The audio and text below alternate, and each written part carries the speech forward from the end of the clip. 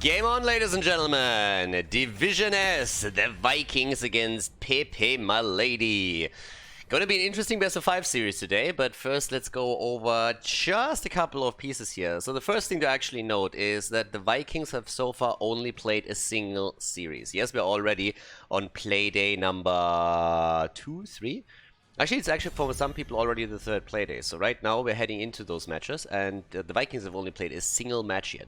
And they actually lost that match, which is a big problem for them right now. Whereas pepeMLady already played 2 matches. They won one of them, the one against Crystal Gaming, but they lost the other.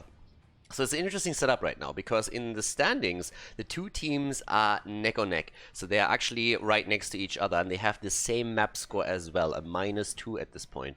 pepeMLady was barely able to edge out a victory over Crystal Gaming, the former Kiko combo, whereas the Vikings kind of disappointed a little bit in their first series. So today's match is going to be super important for the Vikings in particular. Also, if you're asking yourself, hey, how is it possible that some teams only have 1 match, the other ones are already playing their 3rd? It's pretty simple. There were a couple of scheduling conflicts, so some of the matches had to be pushed back, and that's pretty much the reason why. But generally speaking, they're obviously going to try and catch up as quickly as possible. As it happens, we see Uther banned out. Now, if you watched some of the Division S North America coverage, that might not really be a surprise to you, but in Europe, of course, we don't really see Uther played a whole lot in the main tank or offlane position. With one exception. pepeMLady actually likes to play exactly that style. They're pretty much the North American team playing in Europe. It's not quite that bad, but you get the drift. So that's why Uther is banned out against them. We also have Vala now taken care of. We are on Battlefield of Eternity, which means that the arrow build is, of course, absolute premium over here. Now, Tyrael and Anna also getting banned, and it leads us straight to our first pick. And it's kind of cool to have a bit more Europe right now, because we had, I mean, nearly a week gap, nearly 7 days gap between the last European matches. And we actually have Deathwing, for now, as a first pick in. So Deathwing, normally in Europe, banned out consistently. I mean, seriously, from all the games that I've casted this season so far, I think Deathwing made it through the draft in 2 maps. That's it. And always ended up being a first pick. Now Deathwing, for the 3rd time, is getting played, this time by the Polish team. And on the other side, we have Marco and Liming, as usual, and Max Passion on Malthael. Okay, Greymane is also in, and ETC as well. Both of them fantastic on the map. ETC, of course, really good for the slides, trying to lock someone into an Immortal stun. Then you have Greymane, who's fantastic on the Immortal damage, as is. Also on structures. It's a pretty sneaky setup that they already run here. Backhult traditionally plays around his Tyrael, his Garrosh, or also his Johanna, so I would still expect one of those tanks to end up in his hands. But this is still an interesting setup. But as I was about to say, having casted mainly Division S North America from replays the past few days, it's kind of funny to now see a game where Cho'Gall isn't immediately being banned or picked. And everybody that watches this live is like, the fuck is he talking about? Cho'Gall? Yes, Cho'Gall is actually super meta in North America right now, and if you're interested in catching any of those games, then I can only recommend that you jump onto the YouTube channel, youtube.com/KhaldorTV, and have a look there. You can also go directly to the website, Khaldor.tv. There's playlists there and also videos linked, and Cho'Gall is normally listed in the thumbnail, even though I have to admit that these days some of the Cho'Gall games I don't even add him into the thumbnail anymore, because in North America, again, he is hardcore meta. He's an insta ban or a pick, so it's really interesting there. We have Mal'Ganis and Malfurion taken, so it's the M team: Ming, Malthael, Mal'Ganis, and Malfurion. And on the last pick, we're gonna get Muradin. No, probably not. Tyrande and Dehaka. It's really weird. They like stuff like this, and Tyrande is a bit back on Battlefield of Eternity. I still highly am critical of Tyrande as a pick these days. She just has fallen off so much, but of course, for a long, long time, she was the first pick or even ban on Battlefield of Eternity. And there's a big focus onto supports. I mean, just look over at the bans. We have Uther banned out, Anna, Rhaegar, Anduin, all banned out right now. There isn't really all that much left for them to take. So Tyrande in that context makes a whole lot more sense. But very likely they would have preferred to have one of the other heroes that have been targeted here on the ban side. Battlefield of Eternity is the first map in the best of 5, Division S Europe. So let's jump straight in and see which team takes it here between the Vikings and pepeMLady. Game on, everybody! pepeMLady is going up against the Vikings, also known as the M&Ms or Team M. Macke on Ming, Galnegul on Malfurion, Skok on Malthael, Bakul on Mal'Ganis, and Max Passion on Mithril. And on the right side of the map, pepeMLady with a Wilq on ETC, Richu on Deathwing, Dyla on Tyrande, Gore Rider on Greymane, and Cesapos on Dehaka. And I'm very happy to report that from Season 1 to Season 2, nothing really changed. Macke's team is still the team that pauses games all the time, because they start games after the draft when everybody isn't quite ready. So as usual, we have that slight delay here. In this case, they were actually pretty quick. Normally it takes them roughly a minute or two until they are finally then ready to start the game up, and it happens pretty consistently. So yeah, welcome back to Division as Europe, Macke and friends. Even though I shouldn't really blame it on Macke, because he's the one pausing the game all the time, so it means actually that he is present, but someone else on that side, definitely not so much. The Trolling Thunder on level 1 for Thrall on the side lane. The talent has of course been buffed by a Blizzard just recently, and now we are actually able to get a lot of self-sustain through that, even more so than before. And the passive increase on the number of lightning bounces is always very, very nice for the poke. But definitely a talent that we are seeing a lot more often, especially on this map at the top lane right now. Much harder for any kind of support to move topside and really help you out there. Also, talking about Tyrande a little bit, again, they were obviously pressured into her since a lot of the supports were banned out, but at the same time, with Deathwing being around, it also means it's one less target that she needs to take care of, and that helps her, of course, a little bit. Even though as a support she is not really S-rank any longer. Also, in terms of the build for Deathwing, still the same build that we've seen the entire time. Dragon Soul on level 1. Even North America plays the same build. And North America usually has their very own style. I mean, just recently we've seen Glass Cannon Ling here and other fun things. For me, interesting is what Macke also picks on level 4, because these days Triumvirate is actually more so the standard. But Macke in particular really likes to go for the magic missiles on level 4 on this map, or at least has in the past. And I'm a bit curious to see if he still holds true to that, or if he changes things up a little bit. Team at the bot lane is already pushing heavily with this 4 versus 3 setup. We had a rotation of Greymane towards the top side, and of course Max Passion can't really deal with that. But he gets a little bit of assistance in just a second.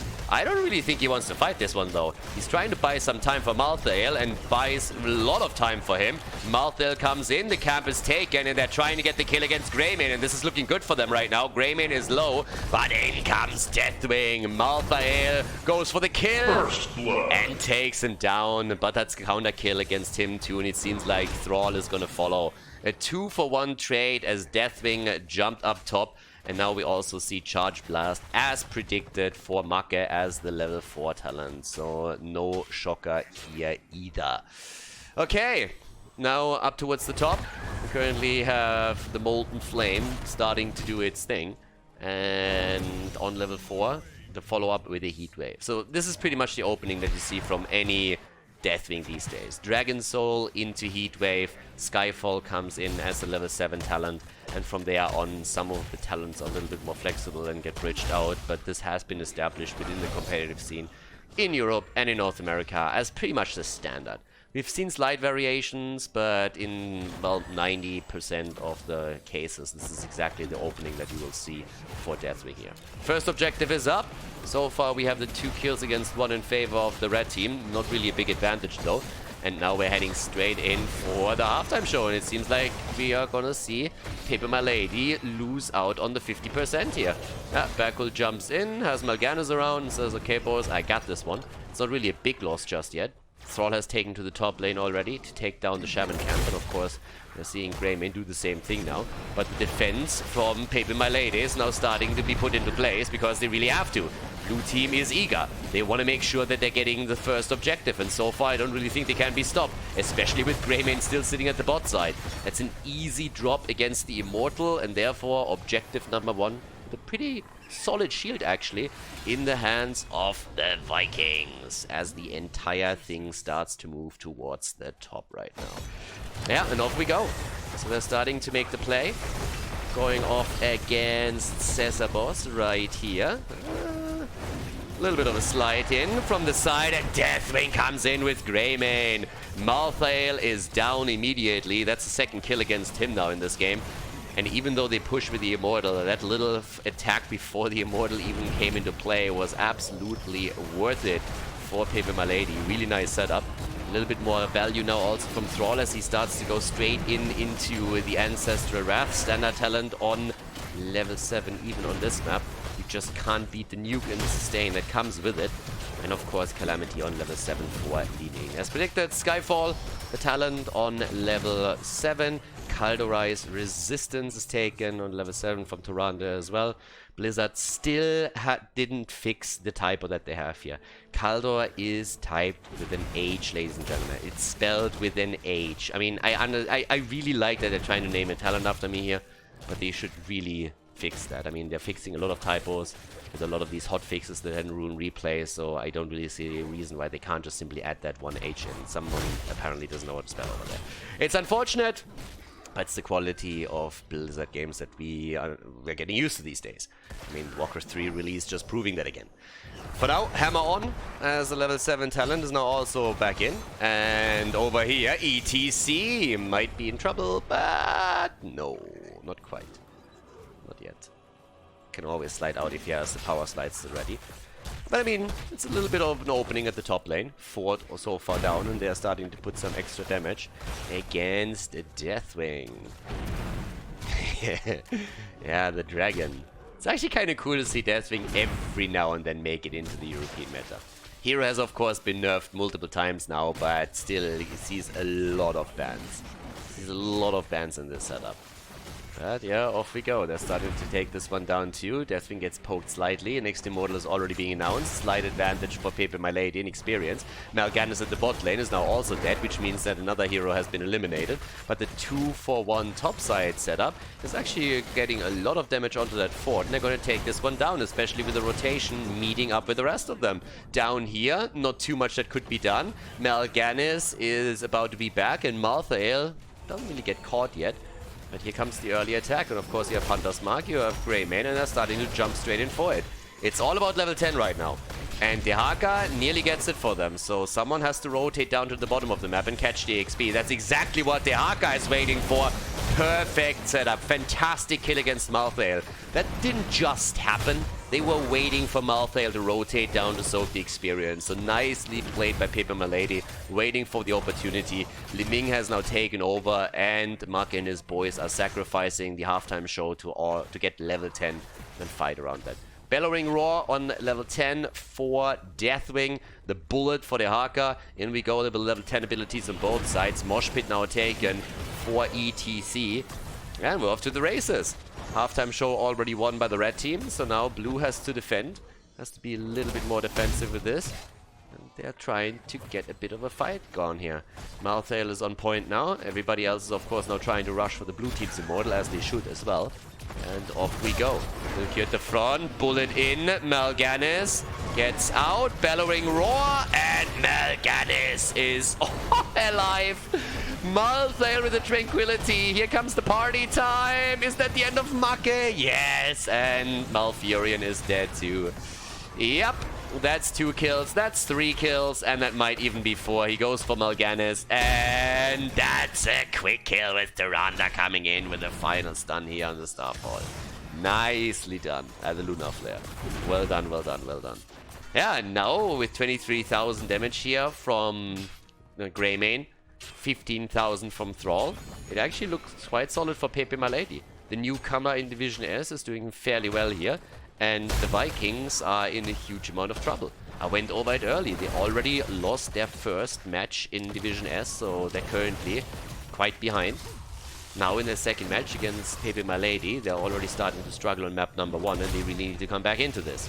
So especially Deathwing is also quite solid here now. Gore Rider is slightly in trouble, and thanks to the ult on Malthael, we're having now a stack and a double kill. There we go. This is kind of what we were more so expecting from the blue team, and now they're delivering here. They have to still face the music up at the top, where they already have accepted that they will lose the fort, I suppose.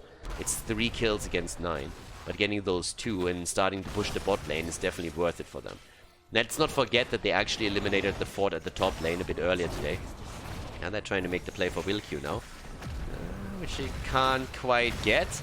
And now that also Deathwing is starting to fly back down to the bot lane, you have to, of course, be a little bit more careful about this too. Malthael is the one defending the top. Here comes Thrall with the Earthquake. Bellowing Roar. But he doesn't quite hit the angle to put Max Passion into trouble. He was close, though. Nearly got it. That could have been a nice setup for them to get another kill. ETC doesn't have the mosh pit ready, and Malfurion, Gul'Nagar gets caught, and that's another kill for pepeMLady. 13 against 12. Li-Ming gets attacked. They go for the camp at the bot side. That's a little bit rough. But now we have the Ruination for Deathwing on level 13. Top of that, the mic check. Mic check, mic check. 1, 2, 1, 2. Top side, still our 1 versus 1. This time between Malthael and good old Dehaka. I mean, honestly, with Malthael in the mix, they could have also decided in the early game to simply go for Crush Lightning and have Thrall in the 4-man rotation. Didn't really need to put him topside, but with Trolling Thunder, they definitely had to sustain for him to make that happen. Okay, off we are. Here comes the Deep Sleep, and down here, yep, set up again with a nice root. Here comes the Bellowing Roar. They're trying to go for Malthael, and he is dead again. Aspect of dead, if anything. 5 times already that he got deaded here, so yeah. That's not really a good stat for him to rock. Not really. 25,000 damage for Marke. He's also completely dominating on the siege damage numbers, I might just add. But now that the Immortal is spawning again, at least both teams are on even talents. If that's a saving grace for the blue team is a different question, especially since so far their setup just doesn't work out for them. Not at all, I might add. It's really tricky for Malthael in particular to keep himself alive here. I'm a little bit surprised. I mean, he goes fully into the Soul Siphon. I mean, I'm gonna be a bit honest, I kinda expected him to go for the inevitable end just to deal with some of these stuns that are coming out and usually are a big problem for him. So we have again the jump towards the Immortal, and this time the blue team is a lot more aggressive since they of course want to reach all of this before level 16 hits for pepeMLady. They're already starting to go straight in with the setup against Dehaka. There's the Earthquake being used. Chain Lightning after Chain Lightning. Deathwing is trying to set someone up with a stun, but it's not really working out yet, and the more time they buy, the better. But the bot lane fort is now starting to be attacked by the blue team's Shaman camp, so that's going to be a big win. They're going to get that for sure. The problem on the other hand is that the top lane is starting to push against the keep itself, and that's going to be a much bigger problem if it ever gets to that point. 11 kills against 3. And so far there's only a little bit damage on the Immortal. This one is obviously going to fall right now. Malthael has started to move towards the top, needs to take the Catapult and the Shaman down if they want to be successful here. And that immediately triggers an attack of pepeMLady, as they obviously see that they have a slight opportunity to make a bit of a play while Malthael is busy at the top. Especially with Deathwing having the ability to move in. 19 stacks also for ETC's Proc Rock, so that means 1 more, and he's going to be a little bit more of help to his team just in general. And off we go.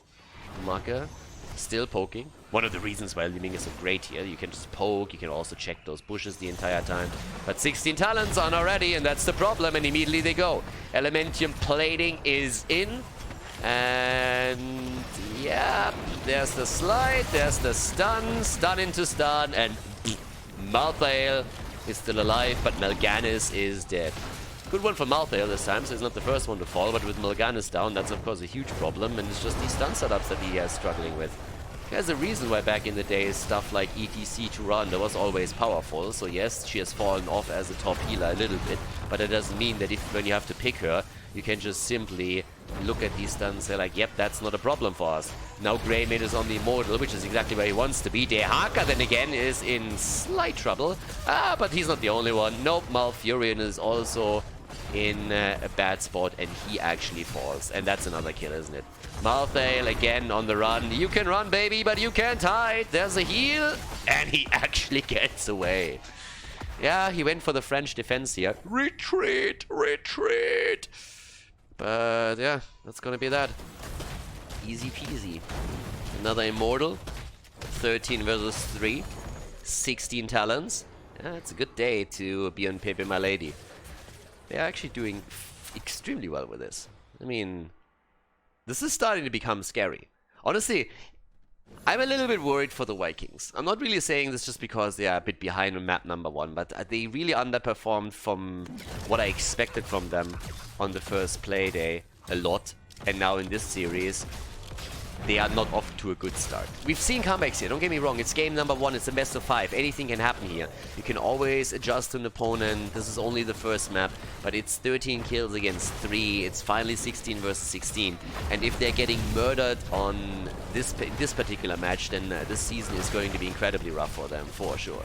So right now, there's already our setup with the bot fort or bot keep being attacked. Dehaka could move in if he really needs to. He's defending the top lane right now and secures a bit more experience for them. But he's about to arrive. Wilq's a little bit low, so that might be a bit too late. Yep, there's the kill. Nicely done. That's the second stack also for Malthael's ult. And they're pushing it past the Immortal. Immortal, by the way, still going for the keep here. They might have to sacrifice that. The drag against Max Passion, the silence, and that's the kill. Thrall dead. Keep down.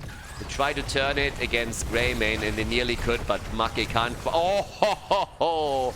Make can't quite get the angle, but as it turns out, Tyrande is a ruthless killer in this game, and she gets another shot off against Mal'Ganis, and he is dead too. It's a tough game. It's a very tough game for the Vikings. They're currently heavily bullied on the map, and yeah. At this point, 48,000 damage for Make, 68,000 from Greymane. He's having a good game for sure. Deathwing at 40,000 himself. And it's a great game for the red team. Doing fantastic here. And stopping them is now going to be a bit tricky.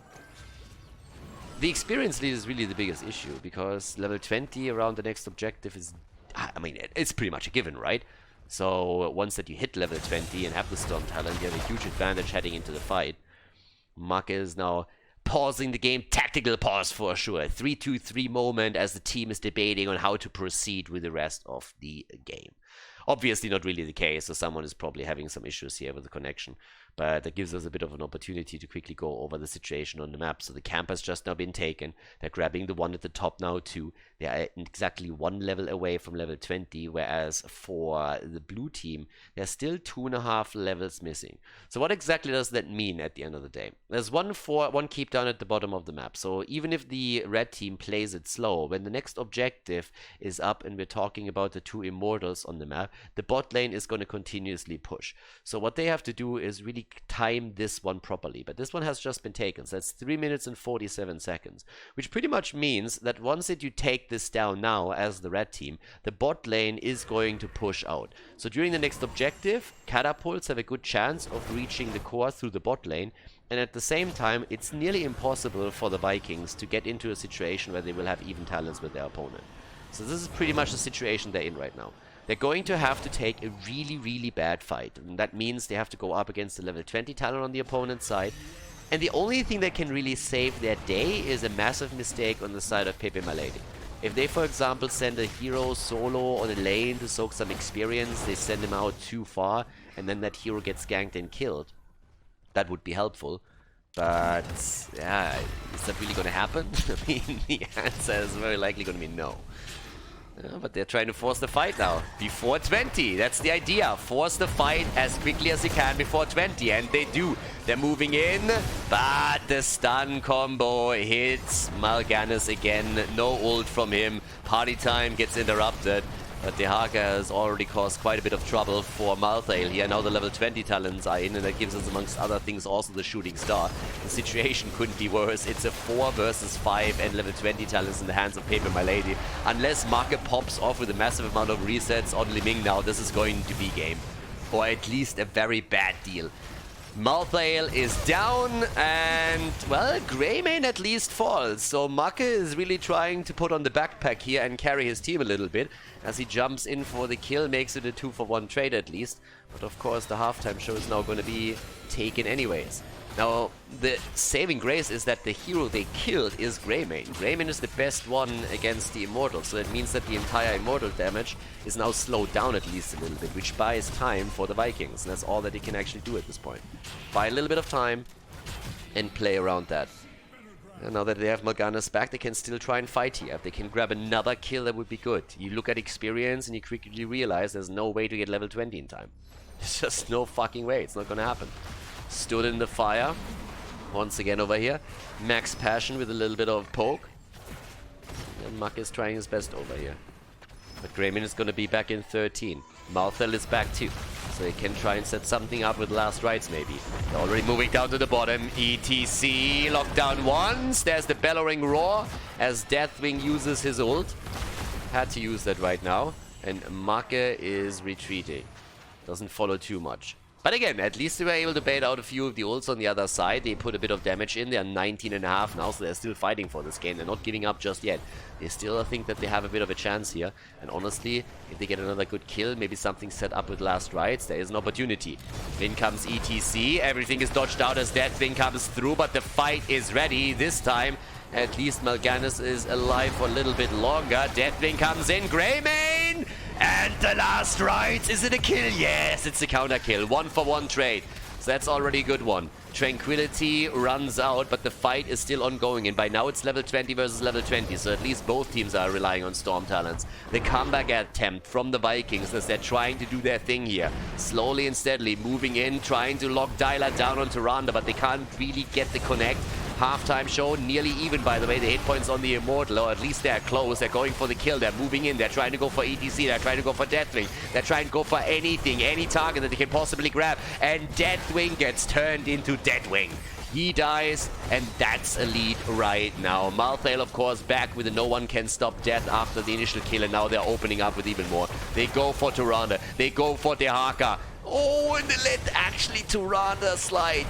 Tyrande is allowed to get away. Dehaka is taken apart. They don't want to waste any more time on her. And they just say, fuck Dyla. Let's go straight up for the Immortal and make sure that we're going to win this one. And then we have to try and use the momentum to burn them down.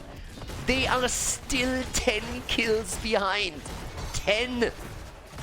It's actually crazy. But now it's 3 stacks on last rites. So Malthale can do a bit more with that. Yeah, the camp over here is still taken. That could be attacked. There's only 3 heroes, and they were actually not as fine as they probably thought they were. So now the bot lane gets attacked. 28 seconds for Dehaka. 28!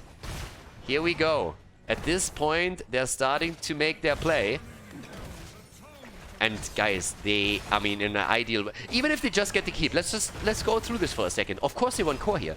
But if they can go and take the keep down alone, that would absolutely set us on eye level on this map. Despite the 10 kill difference, it would mean that both teams are on the same level here. Maka has to be careful. If the mosh pit hits, he's going to be the one to interrupt it. Yeah, ETC is already sitting tight. Here comes the Earthquake. Here comes the Tranquility. The keep is definitely down. They're looking for a kill. They're looking for a fight. They're looking for a core. Any opportunity will do right now. Oh, the mosh pit will kill you fucking monster. Li Ming down, Malthale down. They're absolutely stacking up, and he takes the opportunity. Gets the 4-man mosh. The core is attacked. They're attacking how much they can. The Immortal is still there. 36. They won't be able to win. No, they won't. 13%. What the hell? And Will Q, the one that makes it happen. A 4-man mosh pit. Top lane keep is about to fall. Unfucking-leavable. Dehaka is already pushing for the core. Unbelievable. The Vikings, like a quick match team, stack with 4 just in the same spot, and ETC is saying thank you very fucking much, goes in and absolutely ruins their day. That was game. It was game right there. The Vikings screwed up. Will Q capitalizes on it, and that is it. The lead for pepeMLady in game number 1, the best of series, off to a good start for the red team.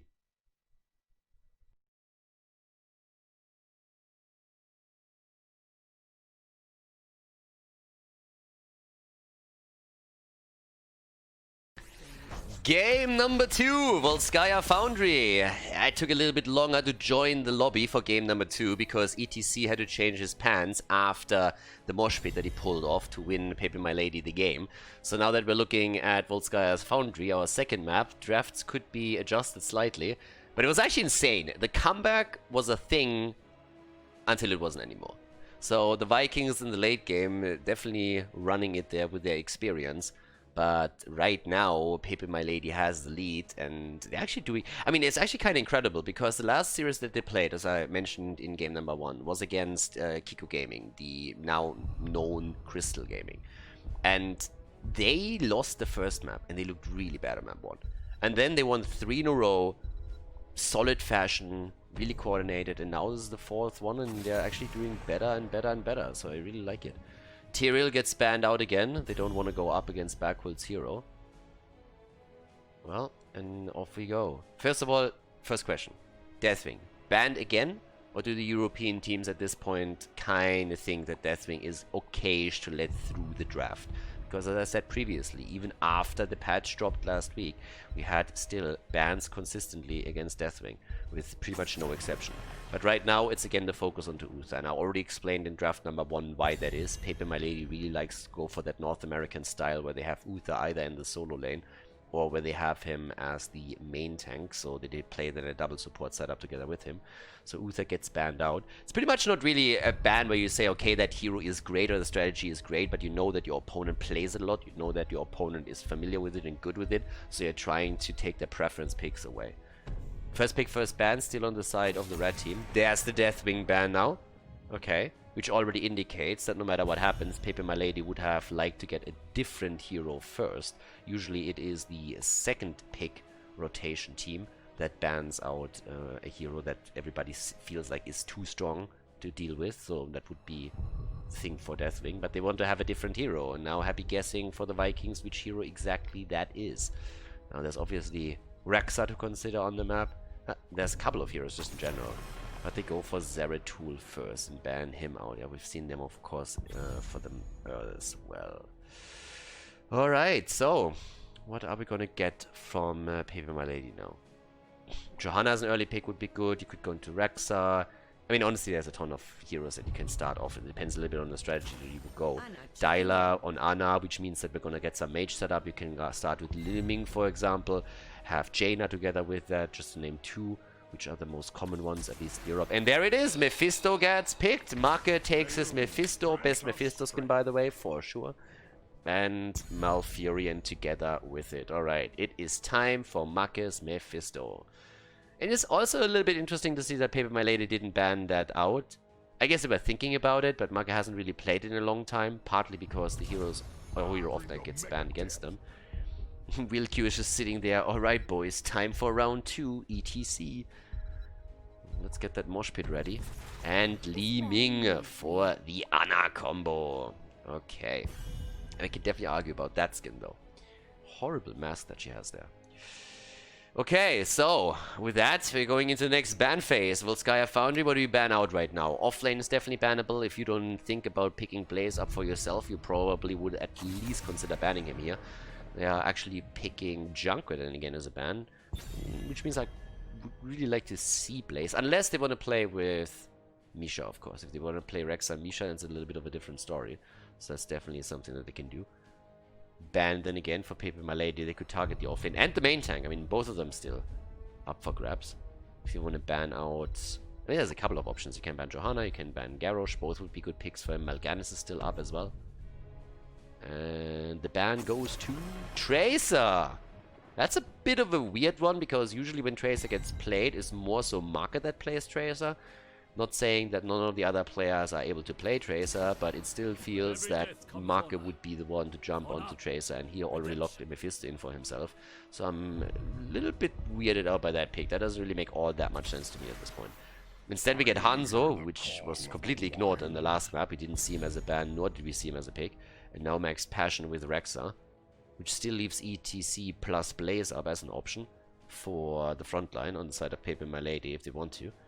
And as the last pick, we're going to have Berghold with the main tank. And since ETC is already taken for pepeMLady, there's absolutely nothing contesting the main tank position. So they can leave that up for the back end of the draft, and then just simply decide of which way they want to lean with it. There's Blaze, as expected. Falster gets picked together with him. And now what we're going to get from Berghold. 3 choices, and he goes for his Johanna. Johanna is locked in, and that is game number 2. The Vikings against pepeMLady. And the Vikings need to step it up a little bit if they want to contest this series. Best of 5, Division S Europe. Let's jump in. Map number 2 was Skya Foundry. Game number 2, and let's get ready. The Vikings against pepeMLady. Second game. And on the left side, Berghult on Johanna, Galnegulna on Malfurion, Max Passion on Rexa. We have Skok on Hanzo and Macke on Mephisto. Yeah, and on the right side of the map, the Will Q playing ETC again, Richu on Blaze, Gore Rider on Liming, Caesarboss on Falstad, a little bit of a global setup for them now. Plus also Dyla playing Ana again. Yeah, the nano boost on Liming is going to be crucial for these team fights for sure. But, well, let's check that out. Typical build here again with the Wingman on level 1.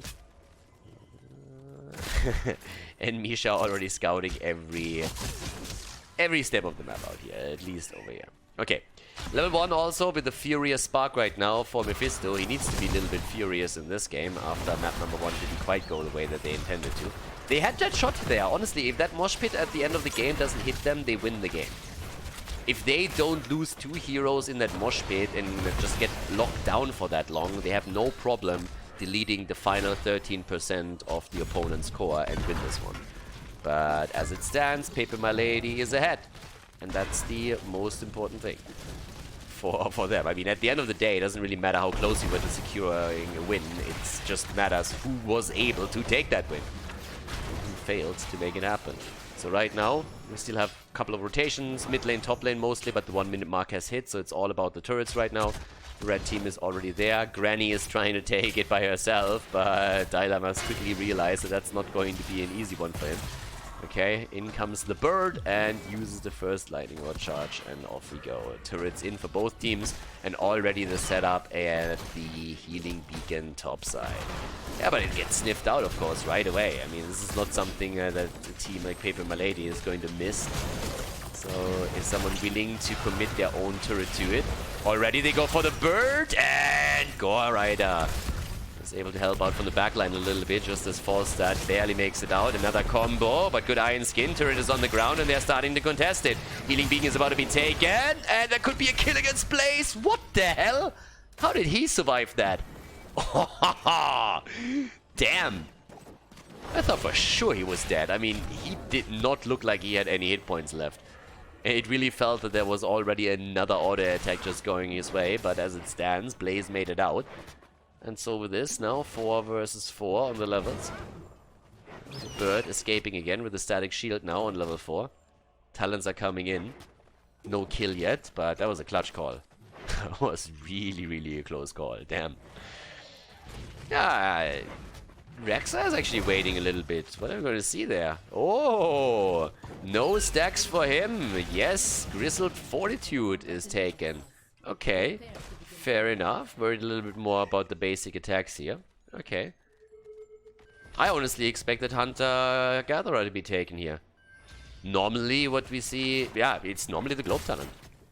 At the beginning of the Rexa dominant 2019, when he started to emerge in the meta, it was most of the animal husbandry, but as teams learned how to deal with Rexa, they started to move away from that. First blood in as Ana goes down. Okay, Rexa eliminates her. Top side, the 2 camps are colliding, but that's a nice neat kill that they just get against Granny. So far, so good. And of course, it sets them up for objective number 1, so they will be in the lead on the control point. And thanks to that, they should have a pretty solid position of where they can decide when they want to take the fight. Camps are also going to come back in just another couple of seconds, so both of the teams can then move in for that. Top side, Macke against Caesarboss. The Mephisto Falstad battle has already started. Level 7 talents are slightly faster for the Vikings, thanks to the kill they netted, which gives us now also taking flight on level 7, plus in addition to that, the blessed momentum. Auto attacks, trying to reduce the cooldowns a little bit. Not really the most powerful one for the cooldown reduction, but still, it adds up. Also, level 7, Calamity is now ready, and we have charged up, so goes into full lightning rod build for these fights. No boomerang here. Misha about to go down, but gets saved. Nicely done. It would have been an unbearable situation for Rexa if Misha would have died here. He just, yeah, those two, you know, they're a unit. But Scout and Galnigal now, they already go for the first item. Well, for the next item. And this is exactly the spot that you want to be in. Uh-oh, that's not the spot where Wilkie wants to be in. He should still have a power slide ready, and he does, and slides away from the Condemn. Could have been bad, but they take the turret down, and as you can tell, the red team can't take their own turret. Over here, towards the right side, just doesn't work. Oh, actually, sorry, my bad. Completely forgot about Falstad in his level 1 talent. He has the charges, and he uses them, so he can simply sneak that easily. And Misha, still alive. Nice. Ah, good job. Sleeping Dart has already connected. They're really trying to get that first protector. And they're close, and they lock it in. They also get the kill against Liming. Nicely done by Mephisto. Make gets the kill, and now they start to open up the wall here in the middle. Rexa has instantly taken down to the bottom of the map again and is starting to push the bot lane. And of course, the main goal will still be to take the fountain top side out so that you have an advantage heading into the second objective. So they're working through the wall. The rotation is slow for pepeMLady. It's a good start right there. Yep, nice one for them.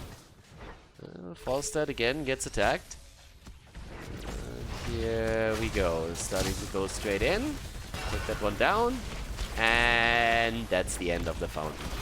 Honestly, at this point, it really seems like they can also take the fort itself. Which is actually a huge, huge deal this early. I'm a bit surprised that they got this much value out of it. Not bad. Okay. Level 10 abilities, obviously, with a pretty significant lead in experience. Jesus, like, they're even moving into the middle right now to get even more value out of that protector. That's actually a bit insane. Rarely ever seen a team get this much out of Protector number 1 these days. Normally it gets burned down a lot faster. Now that they have level 10, they can go for the healing beacon.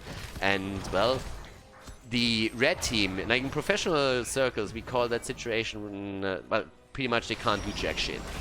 That's how we call that in professional circles, because without level 10, no competition, baby. Can't do anything here. Then again, in the middle of the map, as the fort gets attacked, they might lose this one too, or at least they're gonna lose a fair amount of hit points here. But the rotation is now in. The bird with the gust. And as the bird comes in and gusts them straight back into the fort, there's the nano boost on Liming. Misha is down. For a second, it looked like she could barely escape here. But now, yeah, Misha is dead. And Wilkie escapes, but for how long? Hanzo! He tries to Hanzo, ETC, he can't, and gets murdered for the effort. Nice. Good counter kill by pepeMLady, well done here. And with all the heals, Wilkie is back to nearly half HP again, so that's great for him. Party time! And he hits 2 again. Immediately Liming is present. Misha, yeah, she can't bear the thought that ETC or else kills Rexa and tries to save him, but Liming comes in for the next hit.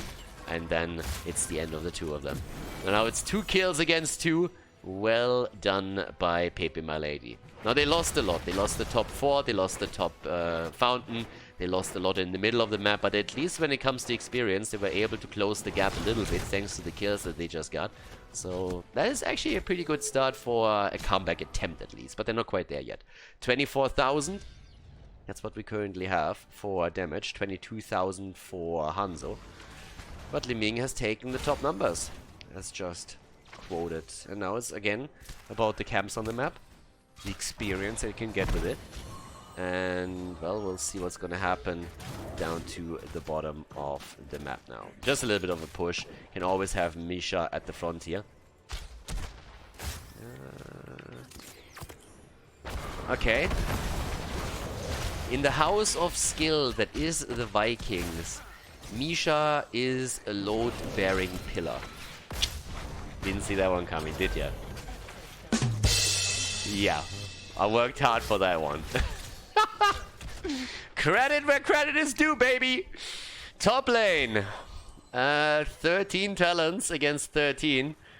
2 kills against 2, but in comes the next objective. Alright, time to shine. Let's get the fight in here. We need a little bit more action. We had a bit of a lull for nearly 20 seconds here. Can't have that. Thunder Strikes. 20% are in. There's the Illusionist as well. And off we go. Misha not impressed at all. And topside, this is where the blue team has already taken their position. Again, they have a little bit of a lead here. Still trying. Oh. Ah, that's a kill against the little panda. The bear is down. The arrow connects. Condemnless shield.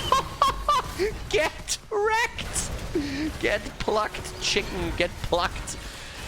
Falsehood is down nearly instantly, but it's party time again. ETC, but Blaze is down and ETC. Oh, he gets the slide in, and that's actually the end of Hanzo. Nicely done. Go Rider's a little bit low, but they are trying to go for ETC after all. He snuck the item away, so that's at least something, but he also loses his life for it. So it's a 1-for-3 trade. Item got stolen, but now they have a shot at the objective again, and they're going for that as it happens, with Galnagulnar taking the position right now. Okay, bot lane, Mephisto. I mean, so far this game is going so much better for the Vikings. It's only 5 kills against 3. It's not this insane lead that we've seen from pepeMLady on the first map, but they're doing their job.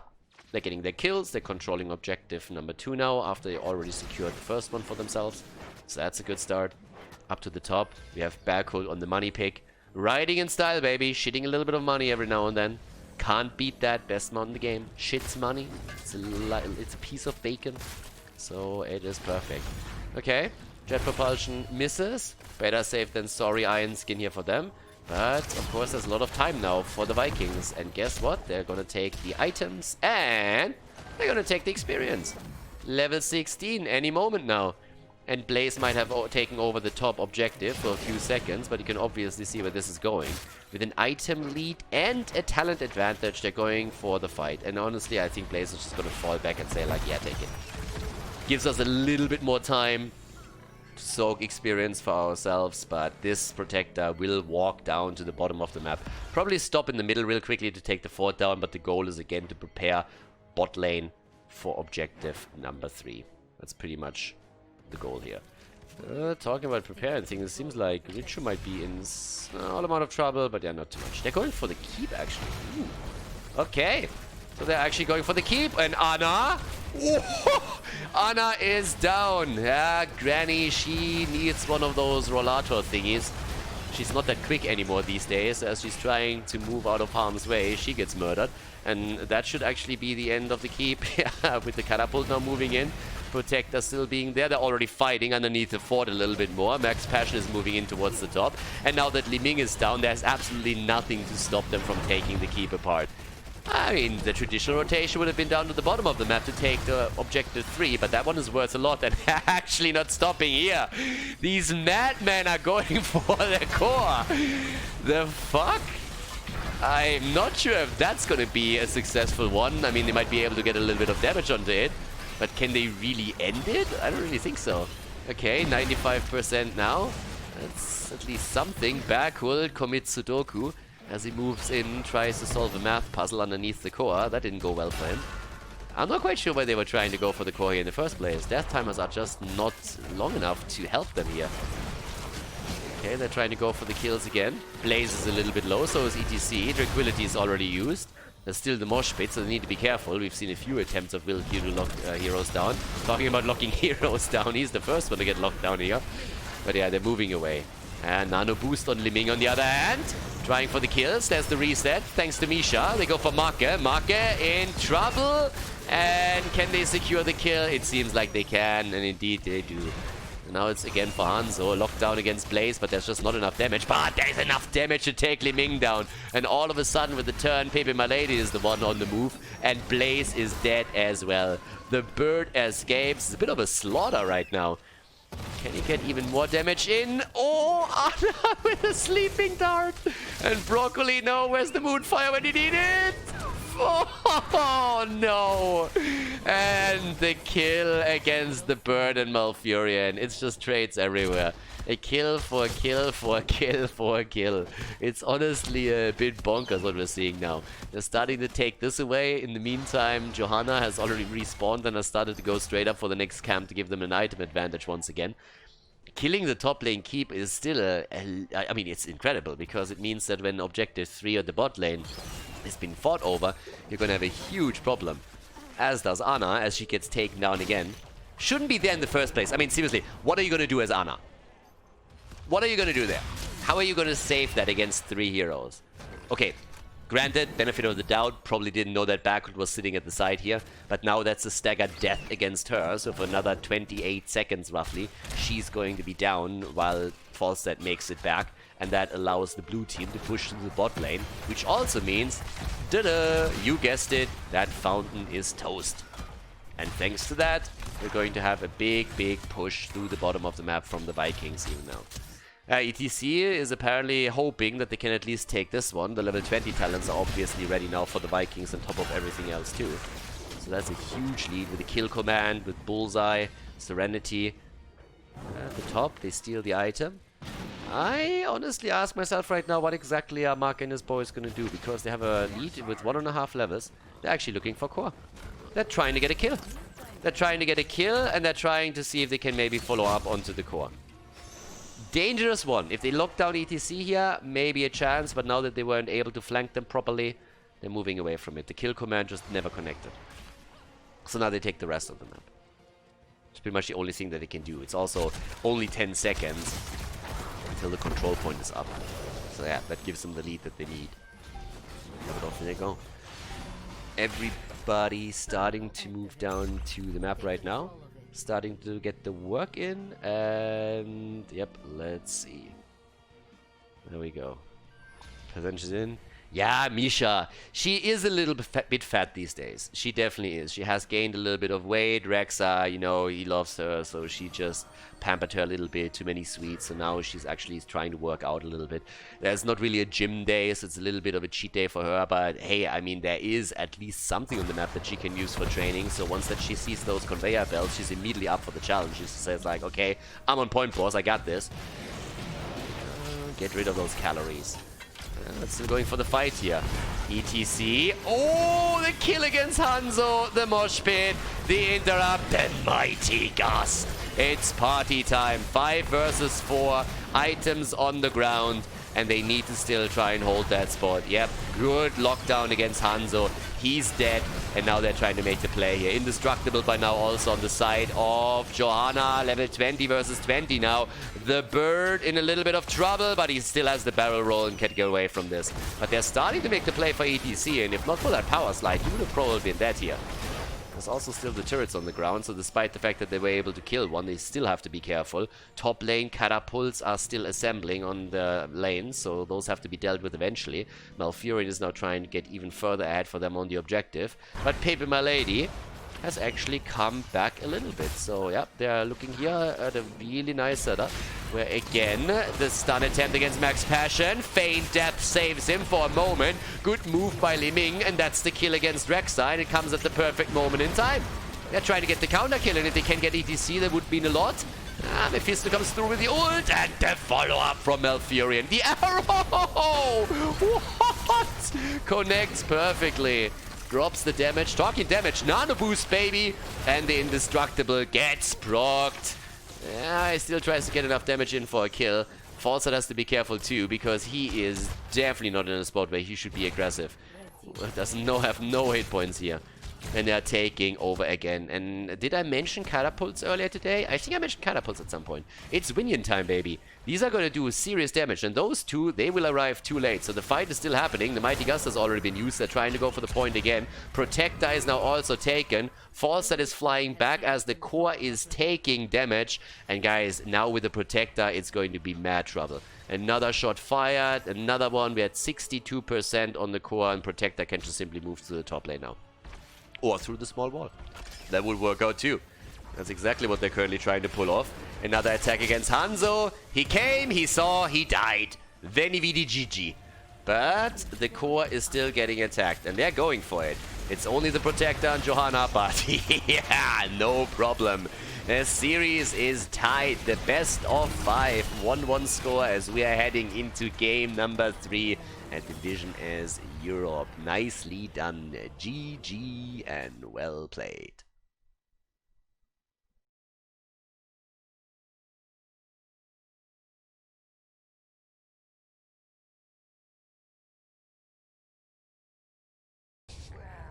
Game number 3. The series is tied as we head into the 3rd game of this best of 5. Infernal Shrines and the Vikings are back. Winning the last one was important. And now that we are on Infernal, that's another Mephisto map, just saying. There's a good chance that he is going to be banned out by pepeMLady. That oftentimes happened here, so we'll see if that's the case. And off we go! Is Uther going to be banned out again by the Vikings? So far they seem to try and take the comfort picks away from pepeMLady. Deathwing is, like, there's a couple of heroes that we have to watch out for. We have to watch out for what happens with Mephisto now, after the last game, since this is another good Mephisto map. We have to also look out for Deathwing, how is he going to be addressed. And there's always the question what's going to happen around the tanks, because this is another map where especially Johanna can be really strong. So for pepeMLady it seems like the will queue is oftentimes resorting to either playing Johanna or ETC. Last few games were very ETC focused, but Berkhold also loves to play his Johanna, and this is a good map for her. There's the Mephisto ban, yeah, so that question has been answered very, very quickly. And the Uther ban. They're not really, yeah, they're not screwing around with the Uther ban. The hero doesn't really get banned against any other team, but pepeMLady really loves to play that shit, so yeah, it just gets banned. So like, yeah, we don't want to deal with this, period. Nothing else that we're really afraid of, so let's get Uther out of the mix and then take it from there. Since we still have the first ban position on the first pick position, therefore, for pepeMLady, they don't really have to get rid of Deathwing here if they're willing to take the hero first, as they did in game 1. So, big option here for them. They ban out Tyrael, sacrification obviously quite strong. And off we go. Deathwing or no Deathwing? It's the only question that remains at this point. You already know, if he's not getting banned now, he's gonna get picked. So the team is just thinking, okay guys, how do we do this? Do we let them play Deathwing again? Can we play around him? Or do we just ban him out and say like, okay, screw it? And the answer to the question is ETC gets banned. They don't like those mosh pits. So Deathwing comes in again, I assume. Maybe not. Okay. Starts to fall in priority a little bit in this series. Bit of a weird statement considering that he was banned. First picked on map 1, banned instantly on map 2. But at least here on Infernal Shrines, they're actually waiting around it a little bit more. Are they actually going to prioritize something else around it? Maybe for will queue even? Nope. Nope. Nope. Deathwing is in! Richu takes Deathwing again. And I would assume that if they want Johanna, they have to pick her now. With ETC and Tyrael already banned out, if you want to have Johanna for the wave clear on the objective in the lane, then you have to pick her now, because the chances are that pepeMLady is going to lock her in the next rotation. So normally, Make gets an early pick already on heroes. I mean, there's still a few setups that they can run here, but if they want to have some frontline, or that frontline, then they have to pick her, and they don't. So they go for Hanzo and Rega. So Rega with the lightning shield adds, of course, a lot of value on camps, first of all, but also on the objective on this map also. Okay, in we go. Yeah, that means that for pepeMLady, I kind of expect Johanna to be taken now. Wilq seems to be someone that also always locks his own hero in early in the draft. Yeah, Johanna and Vala, great heroes. Good setup here. Vala with a multi-shot build is just incredible on this map. It's just really, really strong. Fantastic for the team fights, fantastic for the objective, good wave clear. So you have pretty much everything in one hero. I'm kind of happy that we're at least going to see Manticore again, because North America for some reason seems to hate Manticore. They just don't play that at all. And here comes the ban against Oriel, which is very understandable as Vala, of course. This is another thing that they could have taken. If they wouldn't prioritize the tank role that heavily for Wilq, then they could have gone into the Oriel and Vala setup right here and connect that. But of course, I still, I mean, Malfurion is up, Ana is up. It's a couple of supports. Even Anduin on this map is really solid. Off we go. Leo. All shall suffer. Okay. Leo gets banned out. Poor Leo. Leaves us with a potential pick into Blaze, because I'm pretty sure pepeMLady would like to have Blaze. Johanna Blaze as a combo is really strong. You could go into Mal'Ganis plus Blaze, for example, if you want, and if you're the Vikings now. That's really, really good for the objective as well. Let's see. Unless you want to have more damage on the offlane. Malthael, yeah, again. Against Deathwing, they still need to counter it somehow. They haven't really picked Greymane or so yet. So with Malthael now in the mix, they have at least the percentage damage. Is obviously something that Blaze can't really offer them. But leaving Blaze up gives pepeMLady now a position to have it even a better setup on this thing. But let's see. I would say Blaze plus... Ooh! I mean, yeah, Deathwing off lane. I thought they would go for a triple. With Vala, solo backline, I thought they would go for a triple setup. And there it is. Sashalanore. Salami. Okay, the pizza boy is in. Kel'Thas is making an appearance here. I like that. Make on Kel'Thas. And now with that, we're heading into game 3. But yeah, no triple frontline from pepeMLady, which I kind of expected. But instead, we have Phoenix as an additional setup together with Malfurion. So let's head in. Game 3. Game number 3, Vikings against pepeMLady, and we have a really nice setup. The series is tight, which is always awesome. We're getting at least 4 maps out of this one, wouldn't mind 5. We have Make on Kel'Thas for the Vikings, Skok on Hanzo, Max Passion on Malthael, Galnegulnar on Rhaegar, and Berkhult is playing Mal'Ganis. And on the right side of the map, pepeMLady with the Will-Q on Johanna this time, Richu on Deathwing, Gore Rider on Vala, we have Dyla on Malfurion, and Sesabos is playing Phoenix. Alright, let's get the party started. Multi-shot build already starting up with Hot Pursuit on level 1, traditionally Dragon Soul on level 1 for Deathwing, and Wolfrun for Rhaegar. So no totem build. Not going into the level 1, level 16 synergy that you oftentimes see. Obviously, when we're looking at Kel'Thas, we are having him playing around the Mana Addict again. You want to get those shields up in that mana pool that he really needs to spam out abilities. So he's probably going to hold back a little bit on that early on. But the globes are going to be important. And they have a setup where they can always try and follow up on that. Yeah, nicely done by Mal'Ganis here, slowing the entire rotation down a little bit, because Will-Q came down this very aggressive path instead of going to the middle. So Kel'Thas got a little bit caught off guard there, needed some assistance. Mark immediately dropped down to the bottom of the map. Also, there's pressure now topside. And this is just an attempt to make it easier for Malthael in the long run to sustain himself there. But Sesabos reacted very quickly, did only lose shields, which means he doesn't have to pop the fountain. So that's good. And the teams are making their play 1 minute in, straight up for the camp, whereas Will-Q actually zones them out here. So nice.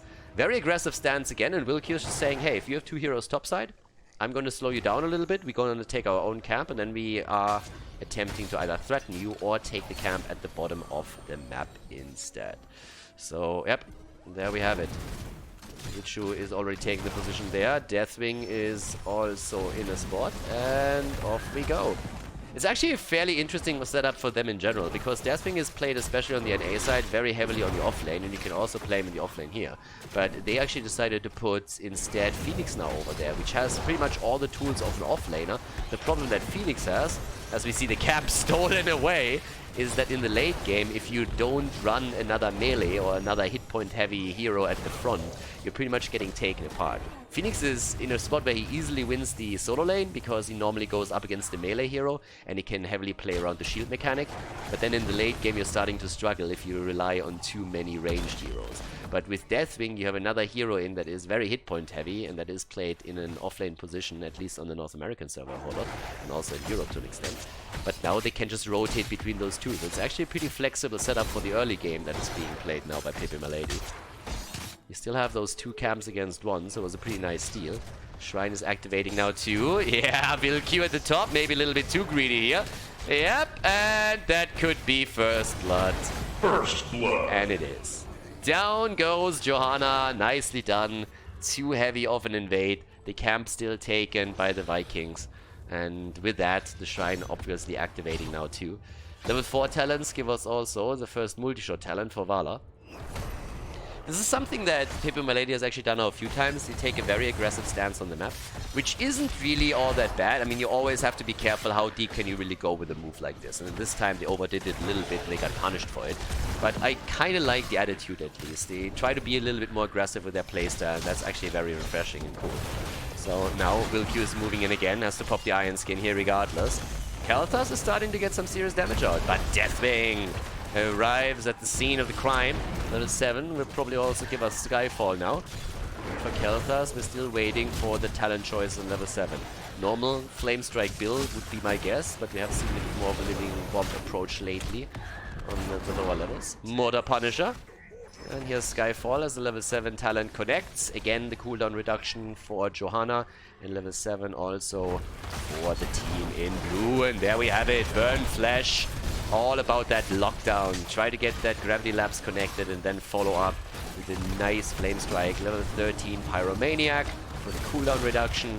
And then the double hit on 16 with Flamethrower on 20. Yeah, Vala also with Arsenal now. Wall is all that they got. Even one of the towers is still alive, so it's actually a pretty solid defense that we've just seen from them. Not really a massive opening by any means. I mean, objective is in. Market gets attacked, doesn't have the quest completed, and there it is, the kill. Yeah, they lock him down quickly, and they're also going now for Backhold at the front, who has to, of course, be careful. Is moving himself away with the Fell Claws here, but Malthael is also in trouble and nearly gets taken down by Vala here. But not quite. It was close. Yeah! And immediately walking into the barbecue line here. Richu with a Molten Flame. Could have gotten maybe even a kill if Malthael moved in a little bit deeper, which, thankfully for him, he didn't. But yeah, top side, Mark is now trying to get a few more globes. Grab the globe. There's one. He's going to get a second one from the wave. Down here, of course. We also have a bit more poke happening as the red team is continuing with the lead in experience. It's a small one, but it's there. Should at least be respected. You need to be careful with that. Okay, so right now the move straight into the mid lane from the blue team. Top lane has already been pushed out by Khaldor before he rotated mid side, so they can wait a little bit longer for that. And let's see, down here on the other hand, Wilq is already in a spot where he tries to invade the camp. Yeah. Everybody needs to rotate or at least fight forward. They actually go topside. I have no idea why Malthael is there. Okay, I don't know what the fuck is happening on the side of the Vikings, but that was pretty dumb. Like, both heroes, Khaldor and Hanzo, on the minimap moved top. As this position was still held and they knew there was a team that is trying to invade, both of them moved towards the top instead of moving to the position. I think they was just saying, hey, there's a wedge driven between us, we can't come in from the top, we have nobody that peels for us and no support. But if that's the case, then the rest of the blue team has to fall back and sacrifice the camp. But instead, Malthael just tries to sneak it, and now they lose him too. So that was a really weird spot. That looked very uncoordinated. I'm not quite sure what exactly happened there, but there must have been some miscommunication on their end.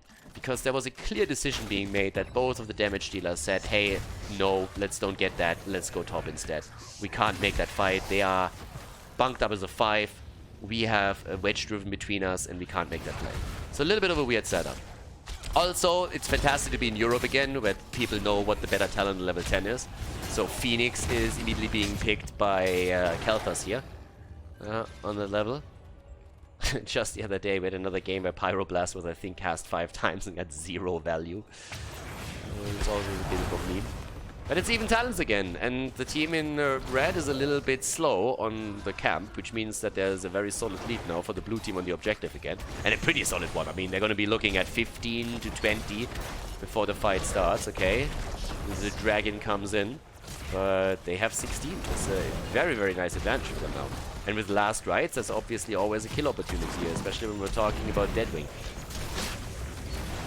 Right now, Max Passion is already sitting tight, trying to look for an opportunity here. They're actually making the play for Phoenix first. Gets rooted down, jumps out, at least tries to lock down, and once again, there's the kill and the double as Mal'Ganis and Mephisto both fall.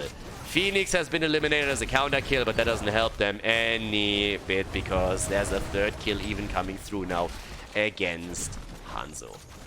Yeah. That turned quickly. And bot lane is also losing them a bit of experience on top of that, so that doesn't really make things any easier at this point. But that was a bit unfortunate. No ult on the side of Mephisto. There's very little that they could do with this. Now they're also losing out on the objective. We have Bloom, another 13. Again, the Ruination for Deathwing. gets a little bit tough here. Yeah, Max Passion was just too far out in that position. And then got locked down instantly. Also a couple of Warp Talents for Phoenix with the Warp Warfare on level 7 and the Adanium Shell on level 13. They're still pushing the top lane now. Whereas the blue team has already fallen back to the bottom of the map to get some experience there. Phoenix in a bit of a setup against... Uh-oh! Deathwing comes in. Marker stays alive for a little bit longer, but the heal is too late. And Khaldor is down. Yeah, good reaction from Richu. The immediate move down to the bottom of the map as Cesabos says, buddy, I need you here. There's a kill opportunity for us. And talking about kill opportunities, Berghold has also fallen in HP quite significantly. There's another kill opportunity for them against him. This game starts to spiral out of the control of the Vikings. Heavily at that.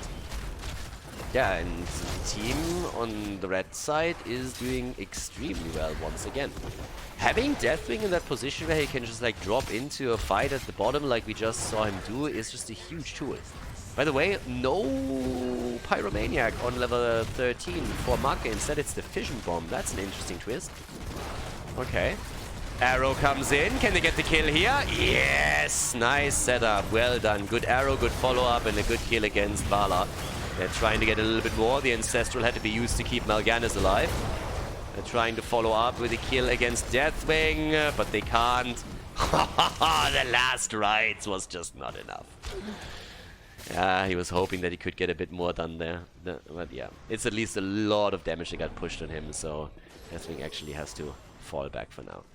But as you can tell, there's already the push down to the bottom of the map. Make it rain, baby! And a Deadwing back to business in a moment, whereas we have now 24,000 damage for Hanzo. Deadwing again with the plating on 16. Their talent advantage is starting to become a serious issue for the blue team. They're always behind. And, well, let's see. Top side, Marker. I mean, he's the one who really needs to get a lot of the damage dished out during the fight. And, of course, it helps him to just progress with the next few talents. There's definitely some communication going on as teams are looking for level 16. It's really a question of whether or not they can soak that entire level until the next objective spawns. That's pretty much the big one. Yep, and Deathwing is still sitting tight here. Oh, Seething Hatred. Okay, no Manticore there either. Again, Seething Hatred with that build works of course too. We've seen that a few times now in Europe.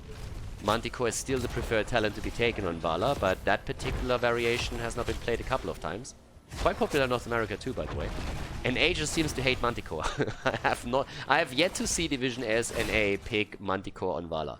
I've seen anything from Seething Hatred over to Frostshot, and for some reason they don't like their Manticore setup. Whereas Europe usually absolutely adores that. But on this map, on Vala here is grabbing that now to get even more multi-shot value out of all of this. But of course, traditionally the setup for Vala would be Manticore and Farfly Quiver on 20. Top side. It's a little bit of a slower approach right now. The blue team can't fight, and they know it. But again, for them it's actually kind of nice that they are now in a situation where they are guaranteed to get 16 by the time that the next Punisher is up for grabs. That's the more important part. Keep careful at the top. Phoenix is already out. In comes Deathwing. Blessed Shield missing in this case. Did not connect. That's a problem. But I don't know if they can really all get away from this one. Mark is incredibly low. Deathwing can't set it up. Can they get Mal'Ganis? The bellowing roar, and he makes it out. Oh my god, what an escape. What an escape. Hanzo and Khaldor were both incredibly low, and Berghold looked to be in trouble too for just a second. But they are actually able to make it out. It would have been a disaster for them to lose heroes as the objective just got announced. Now everyone is just joining up at the bottom of the map. Ults were used on both sides to an extent, but here comes the fight once more. Only 2 connected. Oh, but that's a kill. Nice. Vala is down. Good move by Max Passion. This time uses the ult for Vala. Gets the kill. They're trying to take Hanzo down though, and Hanzo is actually getting eliminated here. Nice job by Cesabos on Phoenix. It's a bit of pressure against Phoenix, but it's just not enough to solidify a kill. Tranquility keeps the boys in play. There's the Blessed Shield follow up again. Immediately as it's ready, Wilq drops it once more. But look at Marker, the lockdown against Malfury, and the doggy bites, and that's a kill. 7 against 5, the kill count now. And they're looking better and better in this late game. Still a lead in kills for pepeMLady, but the Vikings have now started to take the control again over the objective. And they are starting to close the experience gap, slowly but steadily. Again, that's still a pretty big experience lead for the red team. Don't misunderstand.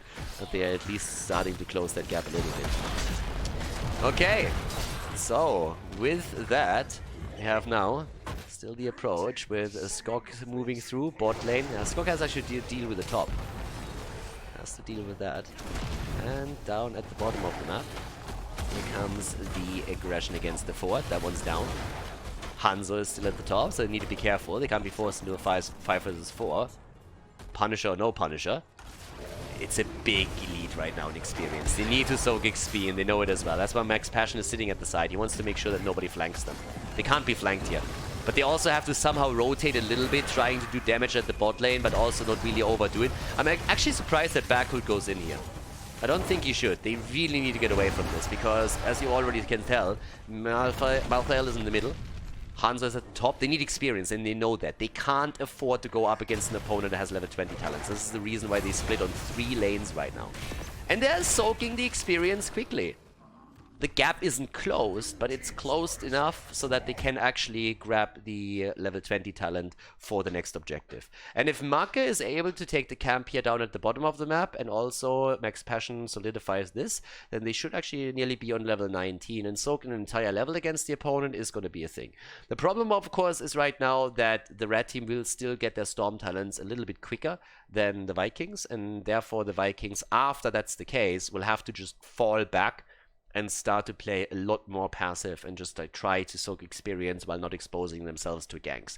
Since throughout this entire game, the one thing that was always true is that pepeMLady is looking for kills very aggressively, and they always have usually Johanna in a point where she's trying to go for the Blessed Shield, for a setup for the rest of the team. They don't hesitate to put Deathwing onto another lane and try and get a kill there. So once that level 20 hits for the red team, blue has to be a bit more careful. They can still take the Bruiser camp over here for even more experience, but as you can tell, it's one level that they have to soak. And since they have vision at the bottom of the map now, they're actually starting to push the top side a little bit. And they want to go for the fountain here too, but the rotation has already started. This is why everybody is starting to move away, and Max Passion is also retreating. But that camp is up for grabs if they want it. Stood in the fire, again. Vala hasn't made a choice yet. There we go, Farfly Quiver. They try to take the camp. Here comes the setup, and they retreat. Max Passion walks straight in it though, and he's dead. Yeah, Max Passion is dead again. Honestly, at this point, you have to see that coming. What did you expect Deathwing would do? To simply let it happen? They knew that this would be a thing, and Max Passion is just too far out there. So now with him down and level 20 in their hands, pepeMLady makes the play for keep. I don't think they can go core here, but that's a free keep for the taking, and of course they grab it. And I like this aggression from the team. I said it now multiple times. I really like the way that they're playing aggressive around these moves, and every single time they see an opportunity, they say like, okay, let's go. Malthael has died 3 times now, and they still need to soak experience, which is a little bit difficult on the bot lane and the mid lane, because both of them have pushed out to the middle of the map. But up to the top, they have a little bit more wiggle room, and that's where Khaldor is. So the situation has changed in the sense that now the top lane is going to get pushed aggressively by catapults throughout the next objective. But in terms of talents, it's still going to be 20 versus 20 with the next objective. Still possible to recover. But it's definitely a problem there that we just had from that. Okay, so situation as follows. 20's in. Gives us also the Storm Shield. Bullseye again for the stun. In comes the Flamethrower. Safety for Make. Furious Thunder for the second explosion, and Malthael is most likely going to wait and see and then go for... No one can stop that. Ah well, here we go. Camps are claimed. Everybody's waiting for the objective to be announced. It's all about taking position. Maybe setting up a trap. Trying to hope for the opponent to make a really bad mistake at any point. And now they have to play around the Bellowing Roar and, of course, also Johanna with the Blessed Shield. So yeah, in we go. Right over here. Deathwing already sitting tight. Trying to zone a little bit. Top lane. Yeah, that catapult is down. That's the best thing that they could do. Take the catapults down, make sure that there's no pressure against you. Best thing that they're currently doing here. The magma pool is there. And there we go. Scorched Ground is ready. Let's make it happen. Some stacks. Khaldor, of course, can heavily rely now on the Flame Strike to also give them a little bit more on the minion count. 7 versus 7. And here we go. That's the opportunity. That's the setup. That's the play. Market taking quite a bit of damage, but gets healed up by Rhaegar immediately. Position taken from pepeMLady, but they're behind. Here comes Phoenix out. Another Flame Strike setup, and they get a few more minions thanks to that. They have a tiny lead, but the lead they have. 24 against 20. Might be enough. Oh, nice setup again with a Flame Strike. In comes Deathwing. The kill attempt. Mal'Ganis alive. But Hanzo. Uh-oh, the Ancestral. But Mal'Ganis is now down. Ancestral for him. But that's the counter kill. Johanna is dead. Max Passion makes it up. And they get Deathwing too. Deathwing is dead as well as Phoenix is trying to warp forward the entire time. The focus on Hanzo is incredible, but they actually save him. 38 versus 38, 39, and the Mortar Punisher gets grabbed by the blue team. They try a kill against Phoenix, can't quite get that one, but they might be able to get something here at the top after all. They're trying to see if maybe Rhaegar can get another totem out. That's not the case. They have very, very little that they can play around here. And they're actually going for a flank attempt. But Max Passion needs to be careful. Honestly, like, he is inting hard. He's absolute inting hard. If the team is there, that's a different story. But he can't just simply go into a corner like this when he knows there's 3 heroes coming at some point. So, yep. Here comes the setup now. Oh, beautiful kill. A beautiful setup. Now then again, someone had to deal with this situation anyways. Well, it's not going to be Max Passion. They're still trying to make that happen over here as they go for the keep, and the keep is going to fall. Oh, the arrow gets dodged, but the keep is gonzo. Keep is down, and well, is the blue team still Gucci over here? I don't really think so. The route against Rhaegar is absolutely pitch perfect, and that should be the end of the doggy. Even gets body blocked by Khaldor for just a second as the Bellowing Roar gets used. There's the stun and the kill. Khaldor's down, and they're trying to chase even more, but I don't think it will happen. But it's a keep, and that's quite something. Keep for a keep, level 20 versus level 20, and even the core is going to lose a couple of hit points. Ah, more than I expected. Damn. 76. Not shabby. Problem is that this team, are they really looking to core? Can they? Without Vala? They're getting slowed down already a little bit. Yeah, there's the attempt. Last Rites is ready, so that could be used. And a lot more. I mean, as long as they lose time, that's a win for the blue team. There's no way they core. That was way too aggressive to begin with. I don't think there's a chance they can make that happen without Vala in particular. But still. It was actually a little bit of a lead right now. Oh, ballsy. Guys, last Rites was used in the last one. But there's no support, of course. Hanzo is trying to do his thing. Hanzo. The blessed shield dodge. The Juke Master 2000. But they are definitely risking a lot here. More Hanzo damage. By now, Hanzo is sitting at 72,000. Top damage in the game. Phoenix, second place with 54,000. And they go for the camps again. It's a 5 versus 5 on the map. Camps are taken. Next objective is top side. That's actually pretty good for the Vikings because they can more easily defend the top lane. So that's good. There we go. 4 deaths on Malthael. 3 on Khaldor though. So it's not like Malthael had a couple of really weird deaths, but it's not like he died so much more than everybody else in this game. And Max Passion has 47,000 damage, so the last Rites already did a lot there too. Okay, up towards the top. Let's see. Yeah, well, Gore Rider sitting tight. Dialer says about bottom lane. That's not where we have again another camp taken. Should also take the wall down to limit vision a little bit more than they currently do. It's only a single hit. Not a lot of time that you have to waste for that. Keep market. 41,000. Look at his wave clear on the other hand. He's 195,000. He's gonna definitely get the 200k this game. For sure. Okay. So they're going straight up to the top now, trying to control this. But again, this is the lane that actually gets pushed. If they can take that's something that they should try and get. And they actually see they have vision in the middle, so now they can go for it. This is a bit of a problem from the red team. They show too often. Oh my god, seriously? If you're that late in the game, you need to try and hide yourself a little bit more off vision. or you're gonna be in, you're gonna give too much information to your opponent that they can then use. So that would definitely be a nice tool for them to use in the future a little bit more, to just like play around vision. But again, the fountain isn't down, so that means that there is still a tap option for pepeMLady, which gives them a lead over the objective. So that's good. 12 stacks now on Broccoli. On level 4 for Malthael. 61, by the way, for the Mana Addict. Yeah, Make has been pretty diligent with his globe, so he has a pretty nice mana pool there. Okay. It's party time, baby. Here we go. Blessed Shield is in. There's the setup. They go for Malthael, and he's dead again. Once more eliminated. Buys back immediately. The Ancestral keeps Khaldor alive for a little bit longer, but the fight just continues down here. Hanzo nearly falls. Berghult indeed dies. And that's a 5 versus 4 now. pepeMLady moves straight up topside for the objective. I mean, again, the focus on Malthael, the quick kill, and then they just drive a wedge between the remaining members of the team and take it there. And they're actually starting to try and go core now, or at least thinking about it. I mean, they have to do something. They're only 4 heroes, so with the vision that they have, that's a move that they can attempt to do. But, yeah, chances of that actually being successful are pretty slim. But they might be able to buy some time and bait a couple of heroes back, which is pretty much what they managed to do. The goal has to be to get Malthael back, of course. And ideally to get him back so that they can fight for the top. Which is pretty much what you're seeing right now. So they're trying to just like push this out a little bit more. Try and pressure the mid lane. Khaldor is already posturing around. It's still 12 seconds until Malthael is back. So we'll have to let this one slide. I don't think they can actually make a play here. Deathwing is trying to come back in. But yeah, Punisher is going to be taken.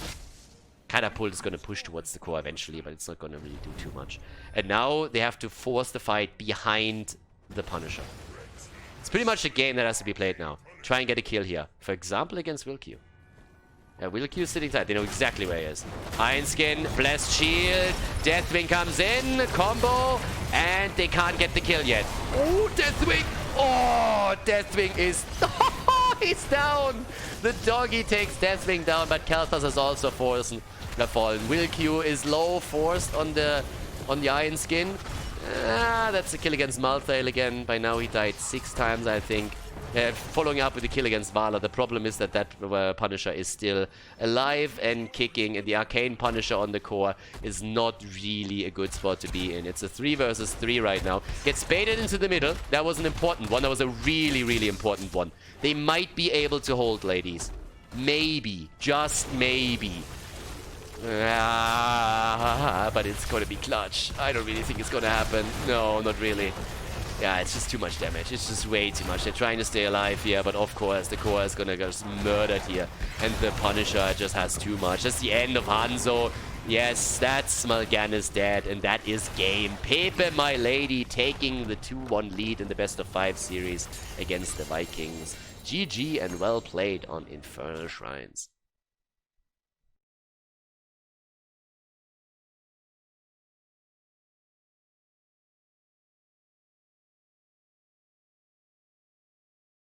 Cursed Hollow, game number 4. pepeMLady is in the lead. They are impressing lately. And it's a little bit weird, honestly, to see the Swedish team having this much trouble in this series. Again, they lost the first best of 5 that they played in Division S Season 2, so now they're also behind. Now, they got everything that they need in order to make it into the 5th game, but pepeMLady has been playing pretty well. Again, the Uther ban. As I mentioned before multiple times, the reason why Uther gets banned here, it is a preference ban. It's a targeted ban against pepeMLady.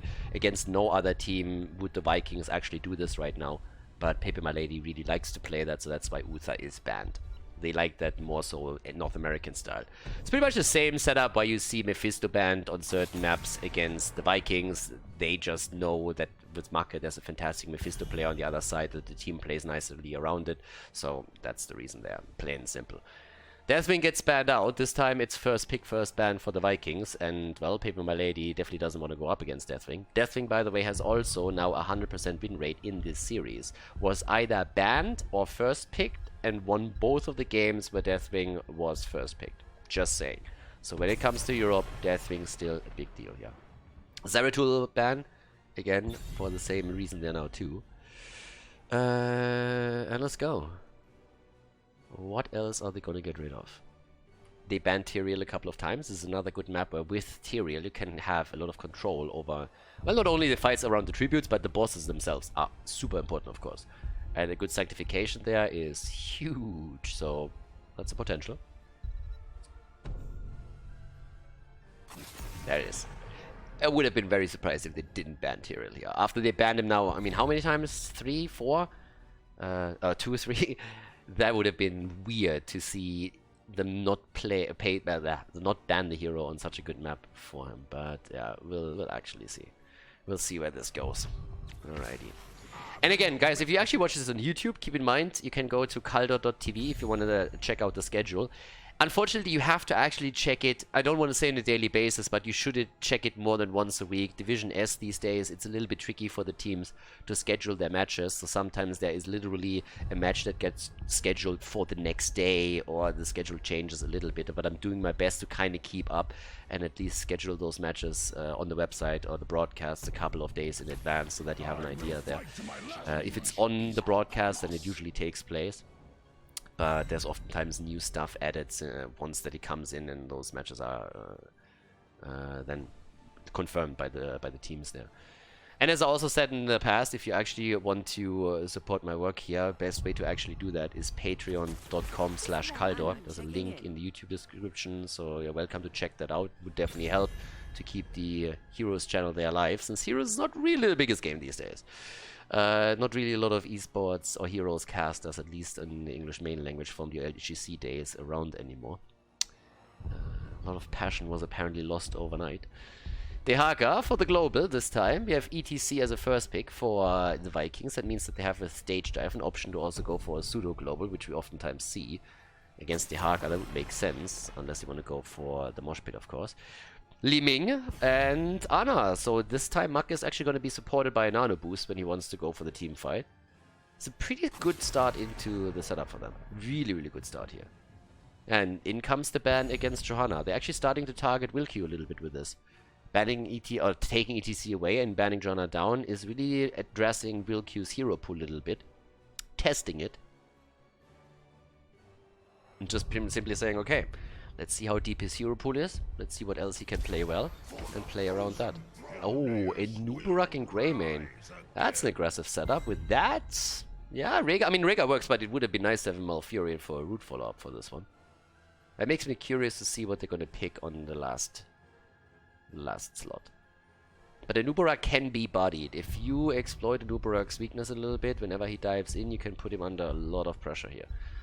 And especially if you have another offlaner with a stun. And offlane is, of course, where Max Passion now comes also in play, and that Malthil just hasn't worked out. There we go, Panda time. That's a little bit more like it. So he goes for the Panda, and we have Falstad to mirror Dehaka a little bit, which means ETC can still go stage dive. Doesn't have to, though. Can instead also simply just make his play with Mosh Pit. Last pick for Sesabos. What's it gonna be? I could have totally seen them try and go into Falstad too. Double global plus web and web against web plus Mighty Gust for isolation would have been an option. Medivh. Ah, it becomes spicy. It's a nice one. Let's go. Let's check that out. Li Ming will make the adjustment to go into Disintegrate so that she can burn a Nuburak's cocoon out. She's a great counter against a Nuburak. So yeah, let's jump in. Cursed Hollow, ladies and gentlemen. Map number 4. Game number 4. Potentially the last map in the series. We have the Vikings going up on Cursed Hollow against pepeMLady again. Over to the left side. Galnagulna on Ana. Li Ming played by Macke. Backward on ETC. Skog on Falstad. And Max Passion on Chen. Alright, in we go. It's party time for the Panda once more.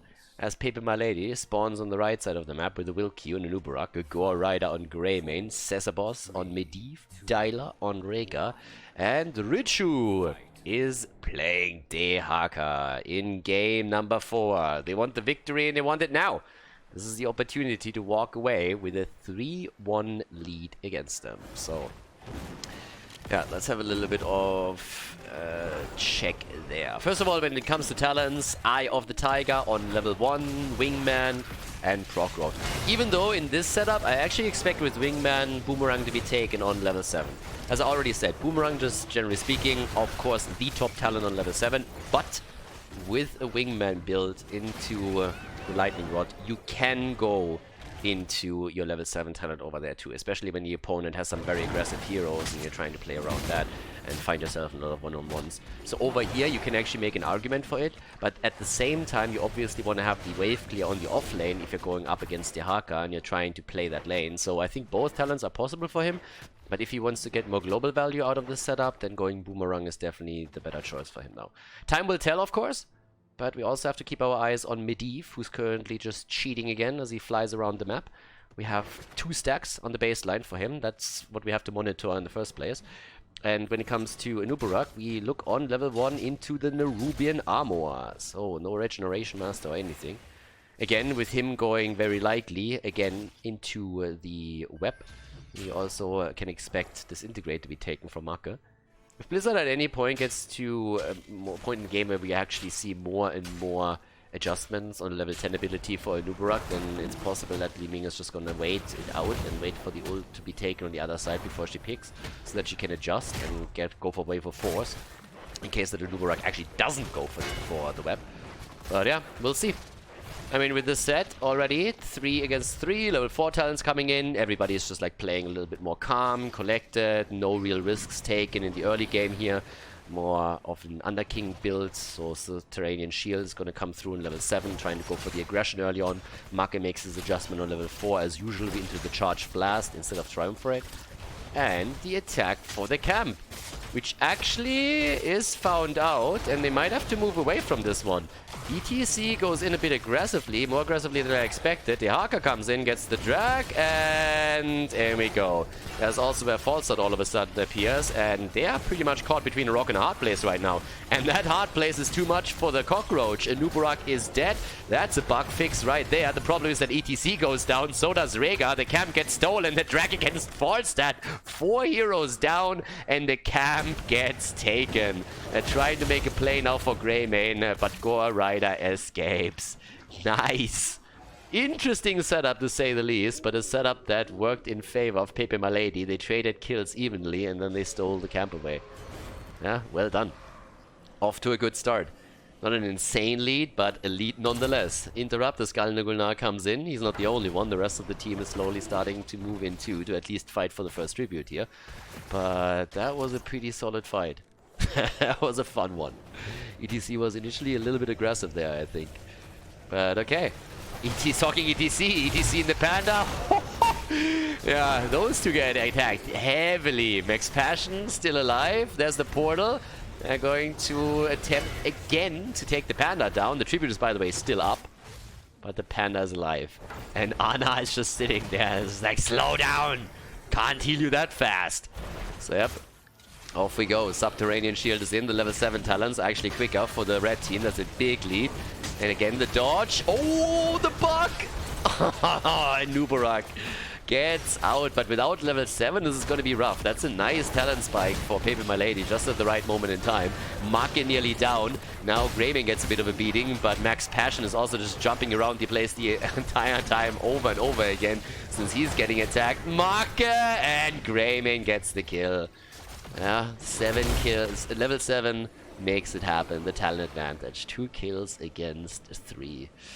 Yeah, nicely done. There it is now, level 7 for them. Just too late, just a little bit. There's Boomerang now too. Boomerang and Calamity. Can you imagine what Calamity alone would have made the difference during that last fight? When Greymane went in to get the final hit against Li Ming, she could have easily destroyed him with that. Of course, I highly doubt that Greymane would have gone this far if they would have had Calamity already. But anyways, with this said, we have the lead in tributes, also lead in experience, a small one, but nonetheless an existing one. Camps taken, and yeah, there were 2 globals are both at the bottom of the map, where we also see the tribute spawn in a bit of an advantageous position for the Vikings. Leaning a bit to their side of the map. Level 9 already taken. Top side. Max Passion escorts this one out. But everybody is moving slowly in position, trying to set this one up. Will Q gets sniffed out, gets a stun through against ETC, but there's only zoning. And, well, there's already a play at the top for Boss. He's trying to get away from this one. And there's the kill. Well played. Then again, this is sneaky. And so far, they haven't sniffed this out. Yeah, this is going to be a Boss. It's actually a pretty good trade. You trade a tribute for the Boss here, which is quite nice. That's a lot of pressure at the top lane. And Max Passion at some point... Max Passion was actually closing in on it. He was just like, wait a second, where the hell are they? Now they have level 10 and they have a boss pushing the top lane. And Nubarak has indeed gone into Cocoon, which means this integrate is pretty much inevitable right now for Li Ming. It's the counterplay against it. Burns it down. Massive cooldown trade in your favor for Li Ming. Go for the throw this here. They try to jump behind the Panda. 13 stacks now for Medivh, by the way. And in goes the attack. They're trying to trade at the bot lane for a boss now, and they do. So both teams with a boss. They couldn't do anything top lane anyways because of the level 10 advantage that pepeMLady already had. But now it's even talents again. Tribute is spawning. Already setting themselves up here. As mentioned, the adjustment on level 10. Sleep dart. And without Medivh, that would have been a kill already. That would have been a very, very quick kill. Marker with a nano boost is just a menace, of course. But now those abilities are missing for the fight down here.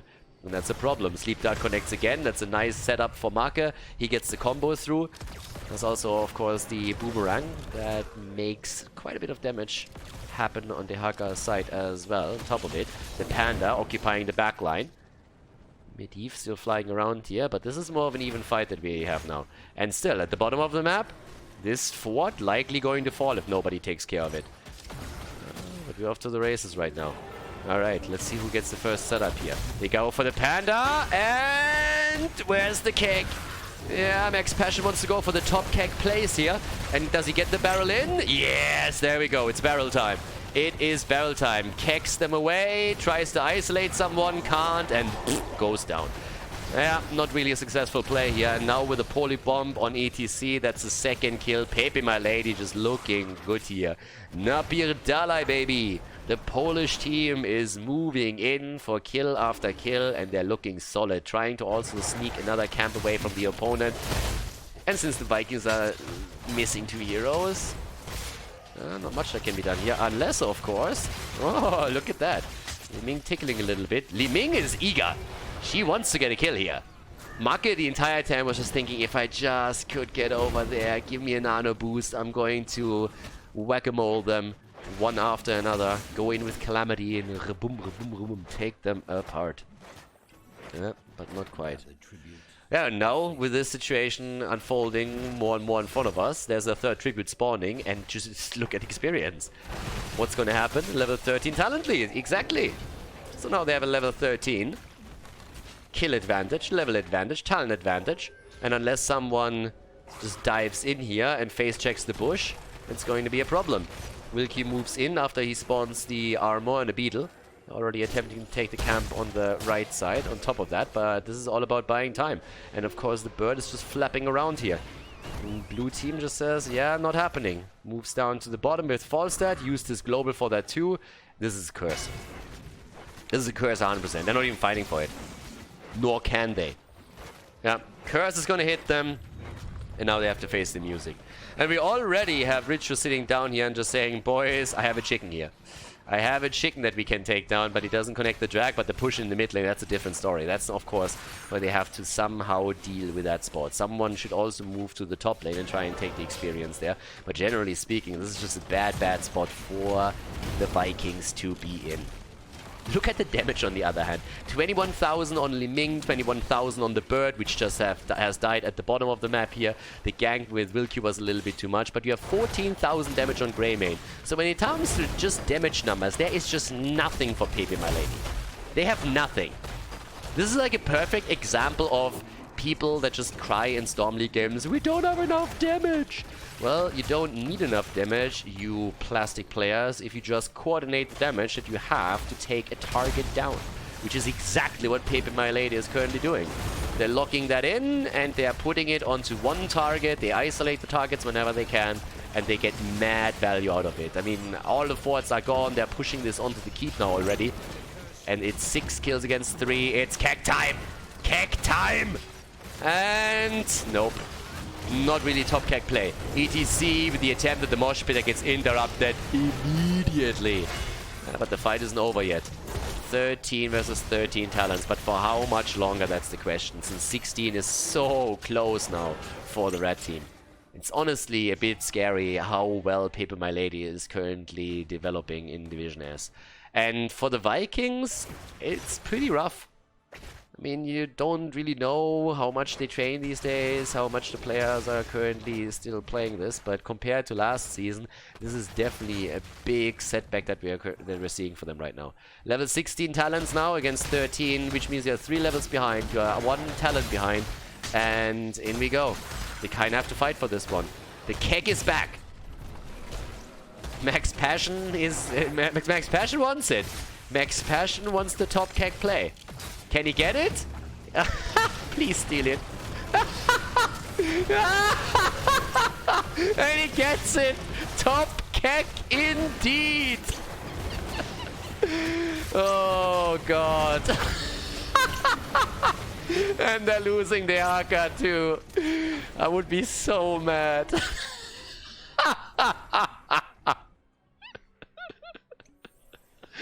He was sitting there the entire time and it was just like, yeah, no, it's gonna be alright. And he just jumps in and says like, let's go, baby!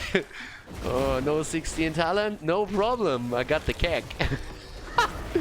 Yeah, he tries to get away here too.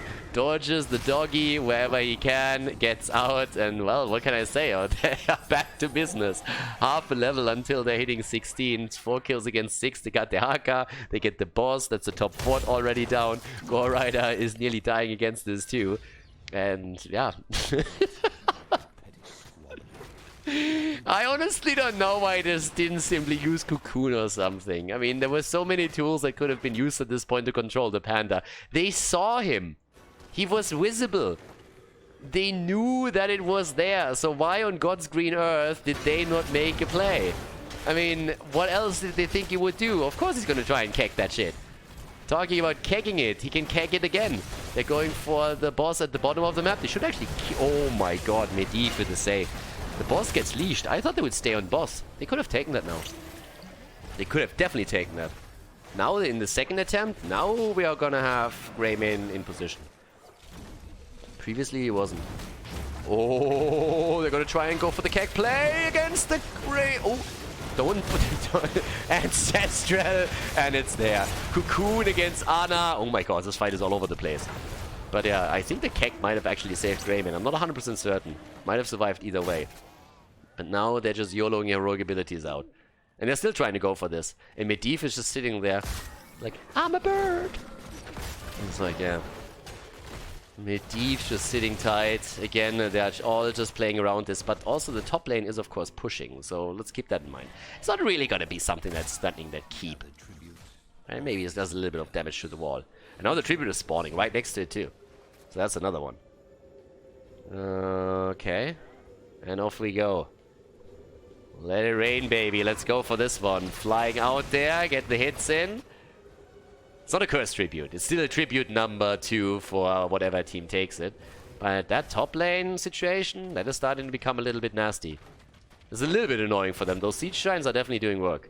But now they have to see if they can maybe make another play there. And they have all the heroic abilities back again. Ancestral is still out for another 30 seconds, so that's a big one missing. We need another top keg play. Max Passion. That's why I take the panda. Oh yeah. Okay. The bird alive. There's a stun in. Okay. Where's the nano boost on Marke? That's the go signal. When the nano boost hits Marke, it's like, let's go. Epic enter has been chosen on level 16 for Nubarak, so he can epically enter the backline of the opponent and get the stun in there. Aptly named talent by Blizzard. And Wilkie is waiting for it. And there we go. Gets the cocoon in. Disintegrate is immediately there to laser it down. And now they make the play. Yes, we're kegging today. So here comes the keg play again, but he doesn't really do a whole lot. And gets immediately dragged now too. Gets dragged. They're starting to make the play here. Good. Sleep dart actually. And is it party time? No, he gets insta-interrupted by the poly bomb. Low cooldown on this. Ancestral is out. Here's another chance. Is it party time? Party time? Party time? Party time! Oh yeah, baby. Greymane down and make them dance. But Maka is low and nearly falls. They get Falstad and Greymane, the trade between the two of them, as they're trying to play Exterminator again. But as you can already see, Medivh is just absolutely on point with these shields. But he has cooldowns too. And he gets laser down. That's 3 kills against 1. At least he has his Arcane Rift completed before he died here. But now there's the tribute taken. They go for the boss immediately. Having a quick look at the top lane reveals that the entire wall has actually fallen. In the middle of the map, even the keep has taken damage on the other hand. So that's a pretty big one. And yep, bot lane, we're gonna get at least this for the blue team. And they are closing that experience gap again. 7 kills against 7. Guys, this series is fun. It's really fun. A very, very close series between the two teams. The 2-1 lead for pepeMLady gives them an advantage here, and it is a clutch map. But maybe with this we can head into game 5. I wouldn't mind. Not at all. It would actually be really, really nice if this would make it the whole distance. But the boss is not getting any assistance. Not now. They're trying to go for the double boss play. Oh, double boss plus tribute. Yeah, 2 heroes down at the bottom, 3 heroes down at the bottom. Okay, this one is going to be taken. Yeah, there's nothing they can do. Panda goes up. Alright, alright, alright. 2 are already on the way. But again, if they hurry, they should still be able to get that. They need to hurry the fuck up though. Which is exactly what they do. Need to anchor the plays a little bit. That's exactly what Vox Passion is currently doing. But yeah, that's a grab. Boss is taken. And look at experience now. They're nearly on 20. And the boss at the bot lane is still doing some damage. 20 is now there. And yes, this is going to be rough. Because if the curse now hits 2, then they are just in so much trouble. Keep at the bot lane takes serious damage. And with the next minion wave now pushing in, it might actually fall. But over here, that's a different story. This integrator has even been upgraded. I mean, he went straight into the temporal flux here. Gast into the wall. Anna down. Moshpit interrupted. The bug deleted. Ancestral. Too late. And the boss with an additional camp at the top lane is going to get keep for sure. Nobody's dealing with that. Could even go for the core here and get a little bit of damage down there. And they're going for the tribute. They want the tribute. Skog is already channeling. Medivh comes in. Tries to get for the counter damage. Everybody is starting to be a little bit low here. This is a 4 versus 4. The double kill against Greymane and Medivh. And that just has to be it. I mean, it really has to be it. The bird already going for it. Keep in the middle is going to fall. The curse is hitting any second. Keep down. Boss on the core. This is game 5. Rhaegar falls as well, but we are gonna end up in a 5th map. Yes, the Haka dies to the 5-man team wipe as they chase them down one after another. And this is game. The Vikings victorious on Cursed Hollow to force the series onto the final map, the 5th game in the best of 5 here at Division S Europe Season 2.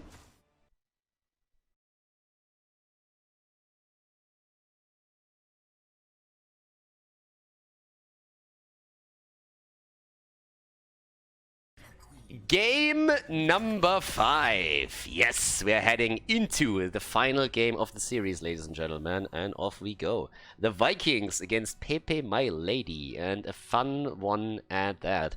It's a great series so far. A lot of back and forth. We had some failed core attempts. It's a pretty epic series, actually. A lot of comebacks. A lot of 6.5 out of 10 moments. Actually, the other day, someone called me out on YouTube and said, Khaldor, that wasn't 6.5 out of 10. That was at maximum 3.5. And I'm just like, yeah, know your meme, my friend. So yeah, IGN moment. The 6.5 out of 10 rating that Heroes of the Storm received. And you know why? Because the game doesn't have comeback mechanics. There's a lot of shit that you can talk about Heroes of the Storm, but claiming that it doesn't have any comeback mechanics is of course a pretty dumb statement. But yeah, that's an IGN review for you. Actually turned out that the guy was a massive Dota 2 fan, so per default he was pretty biased against the game. But he didn't need to worry. Blizzard was already on the case and made sure that Heroes never lived up to its potential, so he didn't have to throw in a bad review to make it happen. Blizzard can already do that on their own. Mephisto gets banned, so we have the target bans again. So Uther gets banned out, Mephisto gets banned out too. I mean, there's not really a lot that changed on the side of the Vikings. They have some preference picks on the other side that you just want to get rid of, which is what they could do there. And also we have now Fisto banned. Ooh. Deathwing, yes or no? Yeah, that's the moment. Deathwing gets banned. Okay, was led through the series twice, and both of those matches, both the games, the 2 games that pepeMLady won were the 2 games where they got Deathwing. Just saying. Just saying. Not judging! Just explaining that. So, Malfurion as a first pick. Huh! Are they trying to play Tracer, or what the hell is happening there? That's a very, very early Malfurion pick. I mean, if you're worried that Market jumps on the Tracer and you pick Malfurion away from him, I can understand that too. But it's not like our boy can't play Tracer without Malfurion. Okay.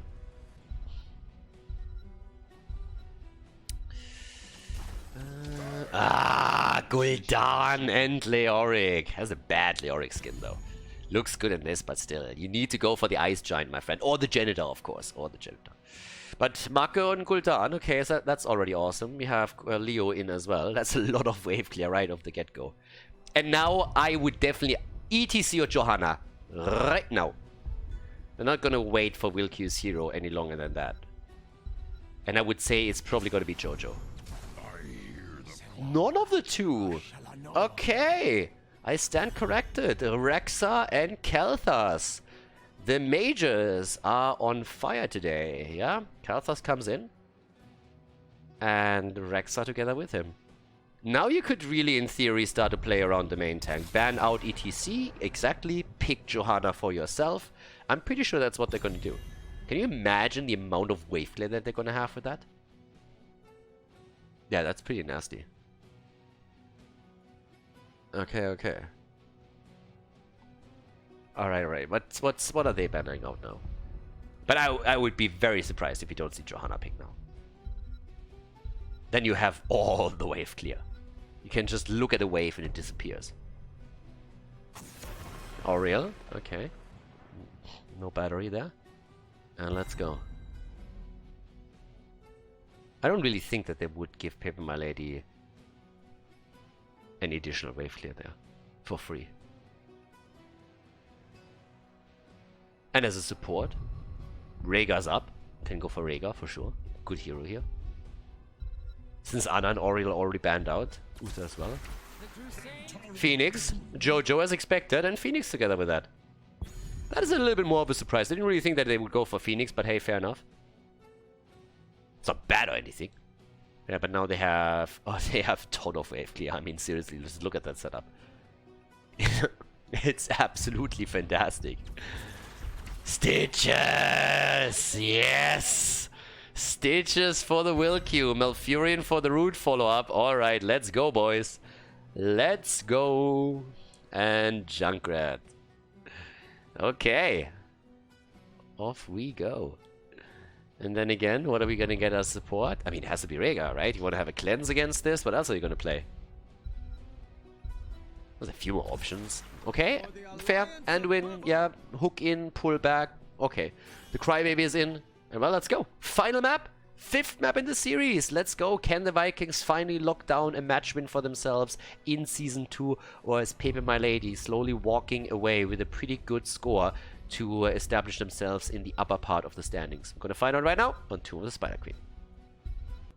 The final map, Tomb of the Spider Queen, the last map in the series. Mako and Gul'dan for the Vikings, Galne Gulnar on Anduin, Max Passion on Leoric, Skok on Phoenix, Berkult on Johanna. And over to the right side of the map, it's the Vilq on Stitches, Cesabos on Junkrat, we have Gore Rider on Kalthos, Dyla on Malfurion, and Richu on Rexa. Also, Stitches, the no fun talent, patchwork creation. Wah, wah. Granted, it's a good talent. It's a good talent, and again, you have a lot of minions dying here. But this is the map where, for the first time, Hungry for More was actually played during Meta Madness, as it turned out, from Stork, as they went in, and he just ended up in every single game with a hit point pool on Stitches above 10,000. It was honestly incredible. The late game, he was nearly unkillable. It was pretty fun to see, and they pulled that style off it was pretty much every single game that they played on Tomb of the Spider Queen, they went into Stitches and went just for the stacking on the globes there, and it worked wonders. But as fun as Hungry for More can be, Patchwork Creation is of course a fantastic level 1 talent for him on this map for sure. The kill against Rexa on the other hand. Rexa just got wrecked. So down goes the bear and Misha, both of them, the bird of prey. And they're getting a little bit aggressive here at the beginning. I like it. They're looking for more kills even. Oh, the maze to the face and Anduin, nice. I like it. Come in and nope. Steals it away and says like, not on my watch, bro. If you think you can hook people, forget about it. I can do that too. Here we go. I like that actually. It was actually really well done. So, because it was pretty much telegraphed. You knew that hook was coming. And of course, Anduin knew that too, which is exactly why we saw that play now.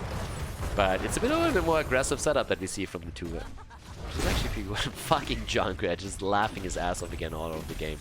So yeah, pretty awesome. Top side, off we go. Backhood is already sitting in a good spot here with his 10. Could turn in right now. Down to the bottom of the map. Max Passion with an opportunity. They want to go for the extra damage against Will Q. Not really a lot. Nobody has turned in a single gem yet. The funny thing is that even with Raxa dying and losing not a lot of gems, but a few, they still have more gems than the Vikings. But it's of course nitpicking. I mean, this early on in the game. 3 gems more or less don't really matter at this point. Hunter Gatherer, level 4. It's an easy map to complete globe quests, and therefore that's what we're seeing from them. Backhold, yep, with the Iron Skin, moves through. Has to be a bit careful, dodges both, hook on that, and is in a decent spot. So no problem for him. The gank didn't really threaten him too much. Kelthas has 10 stacks already. Very, very quick stacking on the map for him on his level 1 talent, so the mana addict is already looking solid. Yeah, Gul'dan. This is, I mean, the wave clear that we have for the blue team is just absolutely incredible. Johanna, Leo, Gul'dan, and then on top of it, of course, Phoenix has quite a bit to deliver here too. Way better than what we are seeing from pepeMLady. Not to say that they don't have any. I mean, obviously, they still have heroes that have solid wave clear.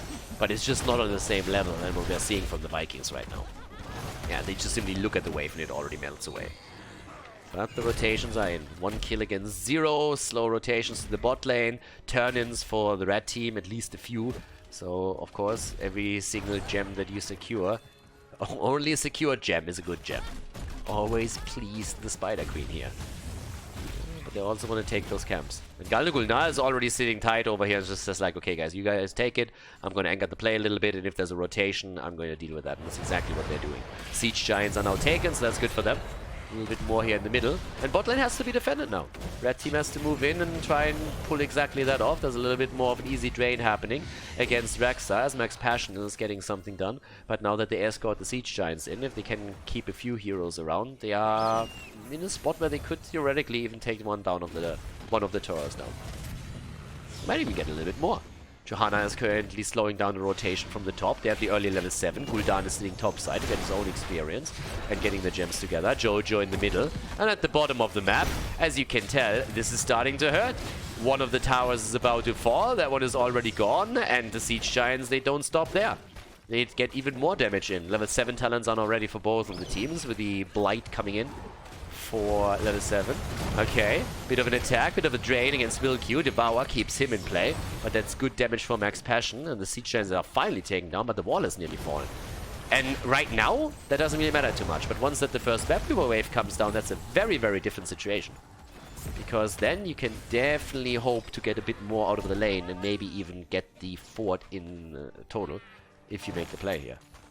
Damage output, 14,000 for Phoenix. Poking away here, top damage for him. Leo looking pretty good too. That's of course a lot of drains off at this point. 28 gems turned in. Both teams have enough to get a turn in. To get the first Webweaver wave. Max Passion, yeah, he has 26. As Leo, you're always in a spot where you try to YOLO a little bit, but you can't YOLO too hard here now. He holds way too many gems for that to be a good idea.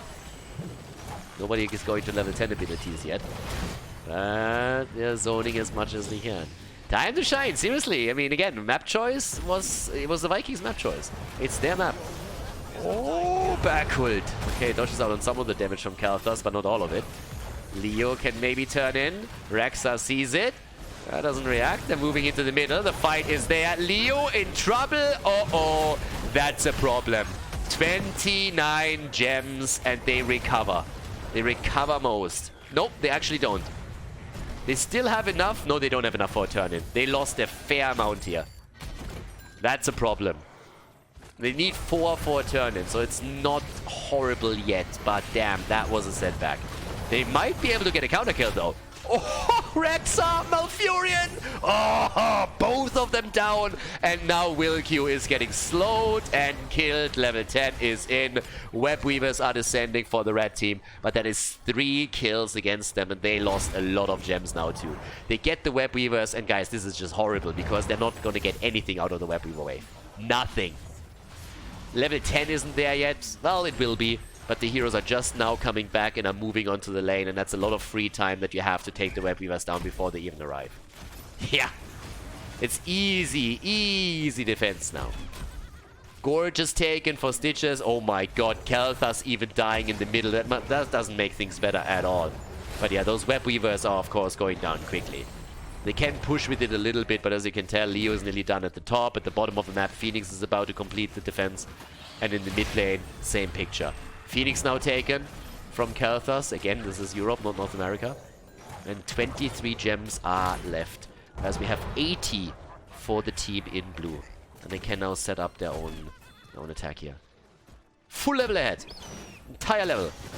We're going to try for Horrify. Oh, the Tomb WillQ. They're trying to get the kill, but the Tranquility is there. And they still get it.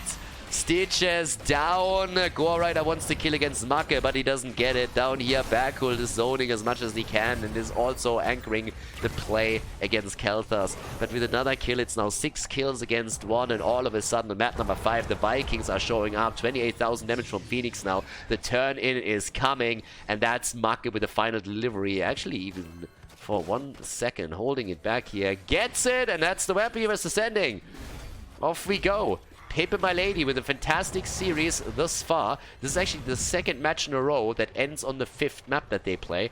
And it's by no means over yet, but the momentum is heavily tilting in favor of the Vikings. And thanks to the wall taken down at the bot lane, they can push that now.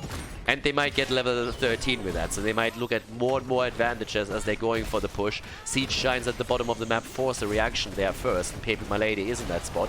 Mid lane already gets attacked. Down at the bottom, Berkult is trying to slow it down a little bit with the occasional flashlight. And over here in the middle, that's where the main attack is currently hitting, and the wall goes down in seconds. Absolutely no chance here. There's level 13.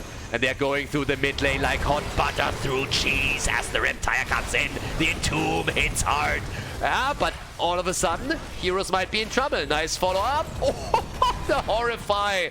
Yeah, the kill against Leo. But again, that's a trade that you're always willing to take. Malfurion is down.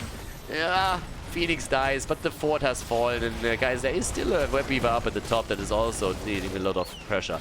That, on the other hand, could be a bit of an annoying kill if it happens. I mean, it's only 4 gems, but still, you don't want to lose the hero here after all. Dodges out on the hook, and he's actually going to get away from this one. I can tell you what's not going to get away. That's the fort at the top lane.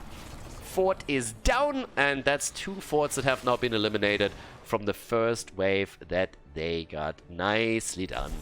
Great play. So, 30 gems, 30 stacks on the regeneration globe for Khaldor on his level 1, so the shield is already pretty okay. They have level 13 now too, so at least it's even talents again, but that doesn't help them anymore. The forts are down already. Can't rebuild them. It's not possible. Fission bomb is in. There's the hindering Moonfire right now. And the control in the game goes to the Vikings. Taking the opponent's structures down also means that it's rougher for them to fight over the turn-in points because they don't have a fallback option with a fountain anymore. WillQ is trying to turn in, and don't keep in mind, they still have enough gems to get a turn in. pepeMLady. They still have enough here. But the fight is on. There's the Entomb, and they're going for the fat guy again. And Stitches is in trouble. Light bomb, and Stitches is down. Stitches is getting bullied at the front the entire time. The Entomb is always locking him in, and even with the heals that come through and his level 1 talent giving him some synergy there, they just can't keep him alive, and now they lose everybody else too. Malfurion is down, Khaldor is down, the push is there, boss is open at the top if they want to go for it. A lot of gems now lost to the red team too, which of course makes the situation even worse since they can't even threaten a turn-in. And with 3 heroes eliminated, boss gets attacked immediately. Right there. Yeah, no chance anymore. Bot lane, that's where they also get pressured. This is a ton of momentum that is just swinging massively against pepeMLady. The pain train is coming, baby, and it is hitting, and it's hitting hard. Boss is in, and they are 8 gems away from getting another turn-in. They can even try and set that up rightly after. They have level 16. So they have a talent advantage, they have a boss, and they pretty much have the gems for the turn-in. They have a huge advantage right now. They're starting to move in to the top lane. They want keep. You can't blame them. Of course they want keep. Why wouldn't they want keep? They have even their ults ready, with the exception of Phoenix. Phoenix is the only one that's still waiting for it. Phoenix from Khaldor is coming through too. Marke can still try to fire away with corruption a little bit if he wants to, as they're going for the main structure on the top lane. And they're going to get this one easily. Oh, good damage against Score Rider too. Yeah, that one's falling. It's falling quickly. Talking about falling. Misha nearly dying here. Yeah, but let's keep down. Leo, where the fuck did he go? Max Passion went all the way down to the core and then even below and was like, oh, let's see what's there. I have no idea where I actually went there. I think it was probably booped away by Junkrat, but when you just watched it on the minimap, it just seemed like he was going for a bit of an adventure and exploring the opponent's base. Have they done anything new at the place? Is there a new shop or something? I think it was a Junkrat mine that he trapped into. It's kind of funny regardless. Okay, so 10 kills against... Oh, no! Khaldor, come on, dude. Oh my god, the Entomb! Oh, what a setup again. And a massive, massive salvo. He doesn't get the kill, but damn, they are really getting beaten around the map now. 57 gems against 66. The turn-in potentially now for the Vikings.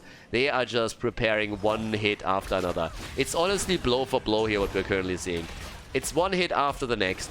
And pepeMLady, they are just like a wounded boxer sitting in a corner at the ring and just getting pummeled into the ropes the entire time here. Blow after blow is hitting them. Gorge as they're trying to get a kill here. Horrify already used down there. That didn't do anything. And it looks like Max Passion might walk away. Gets booped in again. And saved by Anduin. Manly play from the babyface. The Riptire, not enough damage. The Web Weavers are coming. Big hook against Gulnar. And Max Passion is still alive. They're all just rushing away here. And Gulnar is just saying, like, get away from me. I'm on fire. Quite literally. Leo is not impressed. He would piss on Anduin to save his life. Say hello to your sister for me. Exactly, just as he's about to die. 11 kills against 4, 2 levels ahead. pepeMLady is just taking a beating and are waiting for an opportunity to maybe start a comeback here, but they know that it's tough. Flame Strike build for Khaldor. He went into Sun King's Fury. We have him right now with Ignite, and off we go. Bot lane, that's where another fort falls, but they're looking for keep number 2. Big setup again by Jojo, and the ult dropping massive damage. Phoenix having a good time here. Here's the Horrifier as a follow-up, and they're trying to make the play for Dyla. Max Passion with the mace to the face play attempt. Nice save again by Anduin down there. Stitches down, Gul'dan down, and the living bombs everywhere, just murdering. But they're not doing enough damage to stem the tides here. They're already looking to potentially go for the core here. They want to seal the deal. The Vikings, they want to end this, but Leo has just fallen. A massive amount of gems still in the hands of pepeMLady. It's their ticket back into the game. It's the only thing that potentially can bring them back here. They have 89 gems now, but the fight is still ongoing, and Dyla dies as Phoenix comes in with another big boy hit. 63,000 damage now from Phoenix, and they're still not stopping. Feign Death keeps Rexa alive just a little bit longer, but another Condemn groups him up together with the rest. Junkrat is barely able to escape. Phoenix warping out, and they are just not stopping. Oh, Core Rider. Another condemn and the kill, but Anduin and Johanna both fall. Level 20. The Core, by the way, even lost the first percentage point right here to the catapults, but now, of course, they have to move back. Maybe they overstayed there a little bit. They have lost pretty much every single gem that they still had after this attack. And there's, let's call it 2 turn-ins. We're a little bit gracious today. 2 turn-ins for pepeMLady. And that's the ticket back into the game. That's the one thing that potentially could bring them back here. Oh, the murderous approach! The gems! Can they kill Rexa? Oh, they might be able to. There he is! And the Horrify doesn't connect with him, but oh boy, if they could have killed him here, that would have deleted all of the gems. Leo is still there. He got gorged, actually. Yeah, and is moving out. I don't think that a hook is going to hit him here. But the Web Weavers come down, and I don't really think that they can get too much with this, but what a game we're looking at. What an insane game. 1 level behind, 2 keeps lost, forts all eliminated, and the Vikings have every single fort on the map still in play. This game is bonkers. 15 kills, 2-8. Web Weaver in the mid lane already taken down. They only bought themselves a little bit of time here. Not a lot, I might add. Bot lane in particular is going to be a problem. Uh-oh. Buried alive, buried alive, buried alive. Yes! Buried alive is in. They only catch 1. Well, they kind of catch 2. I mean, yes, he caught 1, but the other one was still zoned out. So now that Khaldor and Malfurion are both dead, this could very much be the end of the game. I don't think that the remaining heroes have a chance to stop this. This is too much. This is way too much, especially with Johanna still having the blessed shield around. And that, of course, means that they have now a chance to get another stun set up against anyone. Just look at Backhold. Condemn, grouping them up. Shields are already gone. Massive gorge.